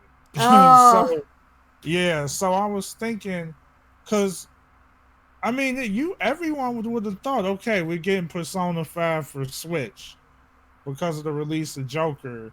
Then you got this dang, I forgot the name of that one. The one coming out for the Switch, which is the Dynasty Warriors type game or Dynasty game. Oh, the Scramble. Yeah, that one. That's the Dynasty game that they're getting for the Switch because everyone was thinking, oh, code name for Persona 5 coming to Switch. It didn't happen. So I honestly felt like that was kind of a lost opportunity, but at the same time, it's like if you got so many people waiting like long and hard for Persona 5R, that's a long ways away where they're adding all this additional content. Why not just wait until the complete package come out? That's a they good have point. it ported over. They would have all the time in the world to have it perfected for the Switch, so they can have a version ready for Nintendo, possibly. That's a good point. And then if there's an timed exclusivity deal on Persona 5R, then they still have to wait for it anyway. So yeah, that's an interesting point. That's a good point. But yeah. Well, maybe not now in the immediate future, but sometime later. Maybe there's an exclusivity deal between Xbox and Sony's like, hey, look, we're going to release it for your console, and we're not going to release it on any other console. Wait, I don't think it's on Xbox, is it? Oh, that's right. It's on PlayStation. That's right. It's only PlayStation. Yeah, it's exclusive to Sony PlayStation. Yeah. But how much money would they even be able to make anyway, just bringing an updated version? It's still technically the same game. Yeah. But I guess with knowing Sony and they're trying to get as much out of it as possible, I guess I could see them still pulling it. I just hope Sony doesn't. Because then again, Sony does got a big head. So they have. Well, we're talking about the same. Go with it. Yeah, we're talking about the same company that won't allow crossplay through other games. Yeah, they got a big head. So they but like Dumo just said, they have a lot of adopters. There are a lot of people that are playing on Sony consoles right now. So, they're going to be all right. With or without crossplay, they're going to be okay. Yeah. That's true. That's true. I mean, I think Nintendo would be okay too without crossplay, right? Or is that who you said? I didn't hear what you said. Oh, no, I was going to say Sony, though a lot of us, want to be able to crossplay with our friends that have games that can be crossplayed through, Xbox or PC, via the Nintendo Switch. Sony has yet to jump onto that bandwagon. And, honestly, right now at this point, with Sony having so many adopters, so many consumers buying and playing PlayStation, they don't really have to worry about, joining in crossplay. They've got plenty of customers paying into their server.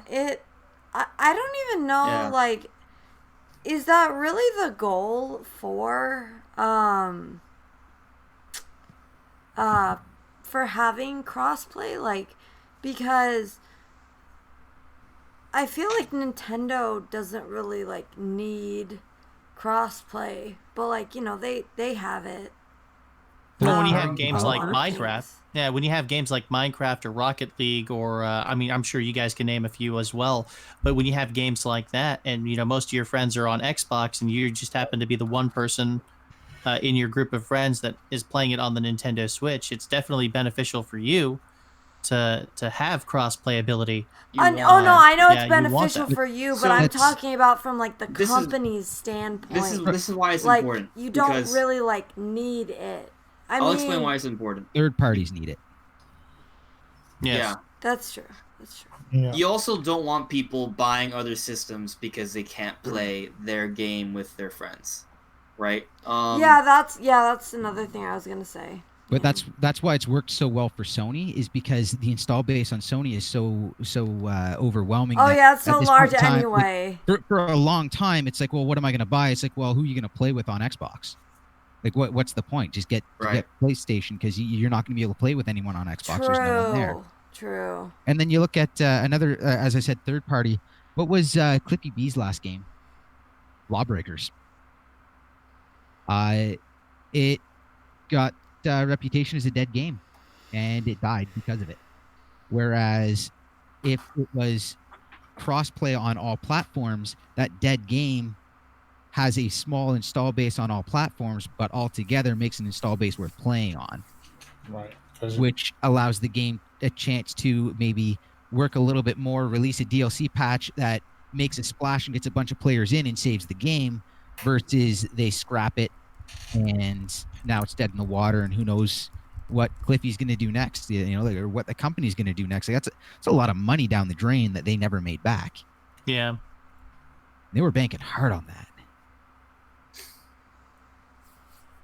So it could save a lot of games that, and maybe there's a lot of games you don't care about for that, but there were people out there that cared about Lawbreakers and really liked it. They could still be playing it, and now it's dead. And I'm sorry, that was a direct result of not being able to crossplay? Yeah, there was a small install base on each platform. They couldn't interact with each other. So right. 2-3 small install bases add up to not a great install base, but one that's usable. Whereas those 3 install bases, and then people drop off because the install base is too small, and then it ends up more and more dead. Even now with Splatoon, you go into Reddit and once, twice a week, someone comes in and asks, is it worth buying the game? Or there's still people playing it? Will I actually be able to play this? And the answer is yes. They have the install base, but if they didn't, that's one less person. And then that is true. You keep reading that on the Reddit, and then it's like, well, why am I still playing this? There's no one to play with. That's a good point. I'm done. I'm gonna go find something with an install base that I can actually play on. There's one less person, and then it just snowballs until the game's gone. Right. So let's look at Sea of Thieves, right? So let's say Game Pass comes with, right? Nintendo, if they could get that to actually work via streaming, they would want to have crossplay, right? Especially Xbox would want it because that would give it more legs. They get more players on their servers, and that game needs to have players on their servers. It's an online-centric game. Yeah. Poor Sea. It's one of those things, like when you have a massive game like that. I remember back when I was doing a bunch of MMOs, Final Fantasy had a auto translator. So what they did was they allowed everyone on the server from all over the place. They showed one thing they were proud of is they had some peaks, but their big thing was they had no slow times on the server at all. So and because every time you'd hit a slow, you hit North American would slow down, you'd have Japan would pick up. And then Japan would slow down and North America's not ready to go. Europe would pick it up. And then the South Pacific. And so there was all these little peaks from all these little areas, but nothing really went away. And then I moved over to, I was playing for a little while, Warhammer Age of Reckoning. Really fun game, fantastic game, but it's all about these big, massive battles versus the 2 factions. And the factions are actual players. It is an MMO, and they're incredible, and they're so much fun. From 4 p.m. till about 8 p.m., and then all the kids go to bed, and there's no one left on the server. Yeah. And then there's a group of 6 of you on one faction, runs around, takes everything at night, so you can have them in the morning, and then the war starts up when everyone comes home from school the next day. And it just kept going like that, and it's like you're playing at night, and it's like this is not what I wanted to play. This is not what I wanted to sign up for. People who that's the only time they can play, they're out of luck. They want to play in the day while everyone's at school. Well, too bad, you're out of luck. Whereas on Final Fantasy, you still had a way to communicate. It wasn't great, it wasn't perfect, but it worked. And because of that, they could mix all the servers, and then everyone could communicate to an extent well enough to play. And because of that, you didn't have a lull. And it things like that make a big difference for games like Sea of Thieves, where you want players on at all times. Oh yeah. Mm-hmm. Yeah, there are lots of different, because everyone has different schedules, and it's just it's hard to find a time to everyone can converge. Yeah. And then like you were saying with online games, you want that constantly. You want that constant convergence, I guess. So That is a tough thing. It's rough. Hey. But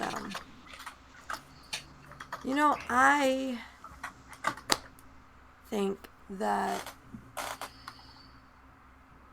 I think that for E3 I'm pretty hyped, and sounds like you guys are all pretty hyped too. So think we're gonna have a good time with E3, and I know I'm sure we'll all be covering it on our channels as well. Andre, where can they find you on your channel? Just what my name is AndresRestart. There I am. You can find me there, and I cover Nintendo news and speculation, discussions, and history. So, yeah, check me out. And next week is going to be very lit. Actually, this week will probably be fairly lit as well. That Pokemon Direct was kind of mind blowing to me, and this Banjo news is also very hyped. So we're in for a really good time, and I'm excited. That is awesome. What about you, Dumo? What are you gonna be? My channel is Dumo Plays. It's right here on YouTube. I have Discord. I have Twitter. Yeah, I don't know what I'm going to be doing for E3 coverage. It's going to depend on my schedule, but we'll see what we can do. Either way, I'm probably going to be in streams with everyone over here, and I will be chatting and whatnot. So it's going to be a good time. Oh yes. How about you, James? You can find me here on YouTube, guys. Just search James Clark. You'll find me that way. And I'm on Twitter. We also have a Discord. Not open to invites yet, but we will be opening invites to our Discord server again here in the very near future. And I'll be continuing to live stream regularly up until the E3 E3 presentations drop. So yeah, I hope you guys who are interested will come on by and join us. Nintendo. What's up? Yes, you can find me at Nintendo Direct, youtube.com, of course, /Nintendo Direct, and also Nicky D. youtube.com/Studio Nintendo. And I do video game covers on that channel, and it was good to be on here. I can't wait for E3. I'm gonna be excited. Gonna be covering it all week, and it's gonna be a lot of fun. Venge. All right. You can find me on YouTube just by typing in the name Venge. That's where I do more like random gaming stuff. A new thing that I'm going to be trying to do from time to time is going to be discussion. I mainly stream on Twitch now, so if you want to find me streaming, I'll be streaming over on Twitch. The name is Venge Plays.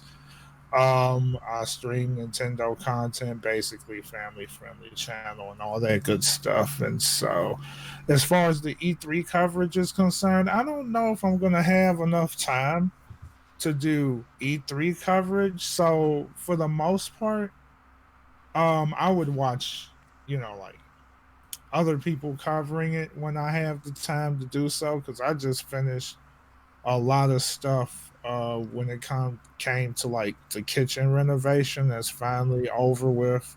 I can get my life back now, so now good. it's trying to reorganize everything. So yeah. Oh yeah. Renovations and stuff, right? Like renovation, like cleaning stuff. Like I just moved a bunch of stuff in here from another location, and it's like gotta go through all this and like do all these things. Anyway, so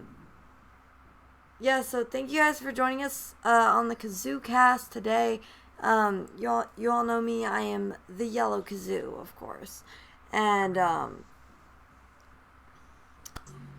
we do live streams here on YouTube and also on usually on Twitch, sometimes Twitch, sometimes DLive, but always YouTube. And so that's what we do here. And it's a lot of fun. We're going to be taking a look at a lot of E3 next week. And, well, starting Saturday, really. So this week.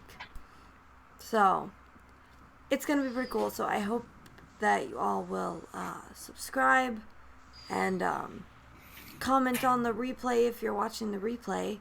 Tell me what you're excited about for E3. Tell me what you thought of the podcast. If you made it this far, good for you. I appreciate you. And yeah, we'll see you all. We'll see you all for the next Kazoocast in 2 weeks, maybe, hopefully, tentatively 2 weeks from today. I don't know, but anyway, we'll see you all later, and thank you for watching. Bye. Bye. Bye, everybody. Deuces. Oh, Why I say deuces? myself again.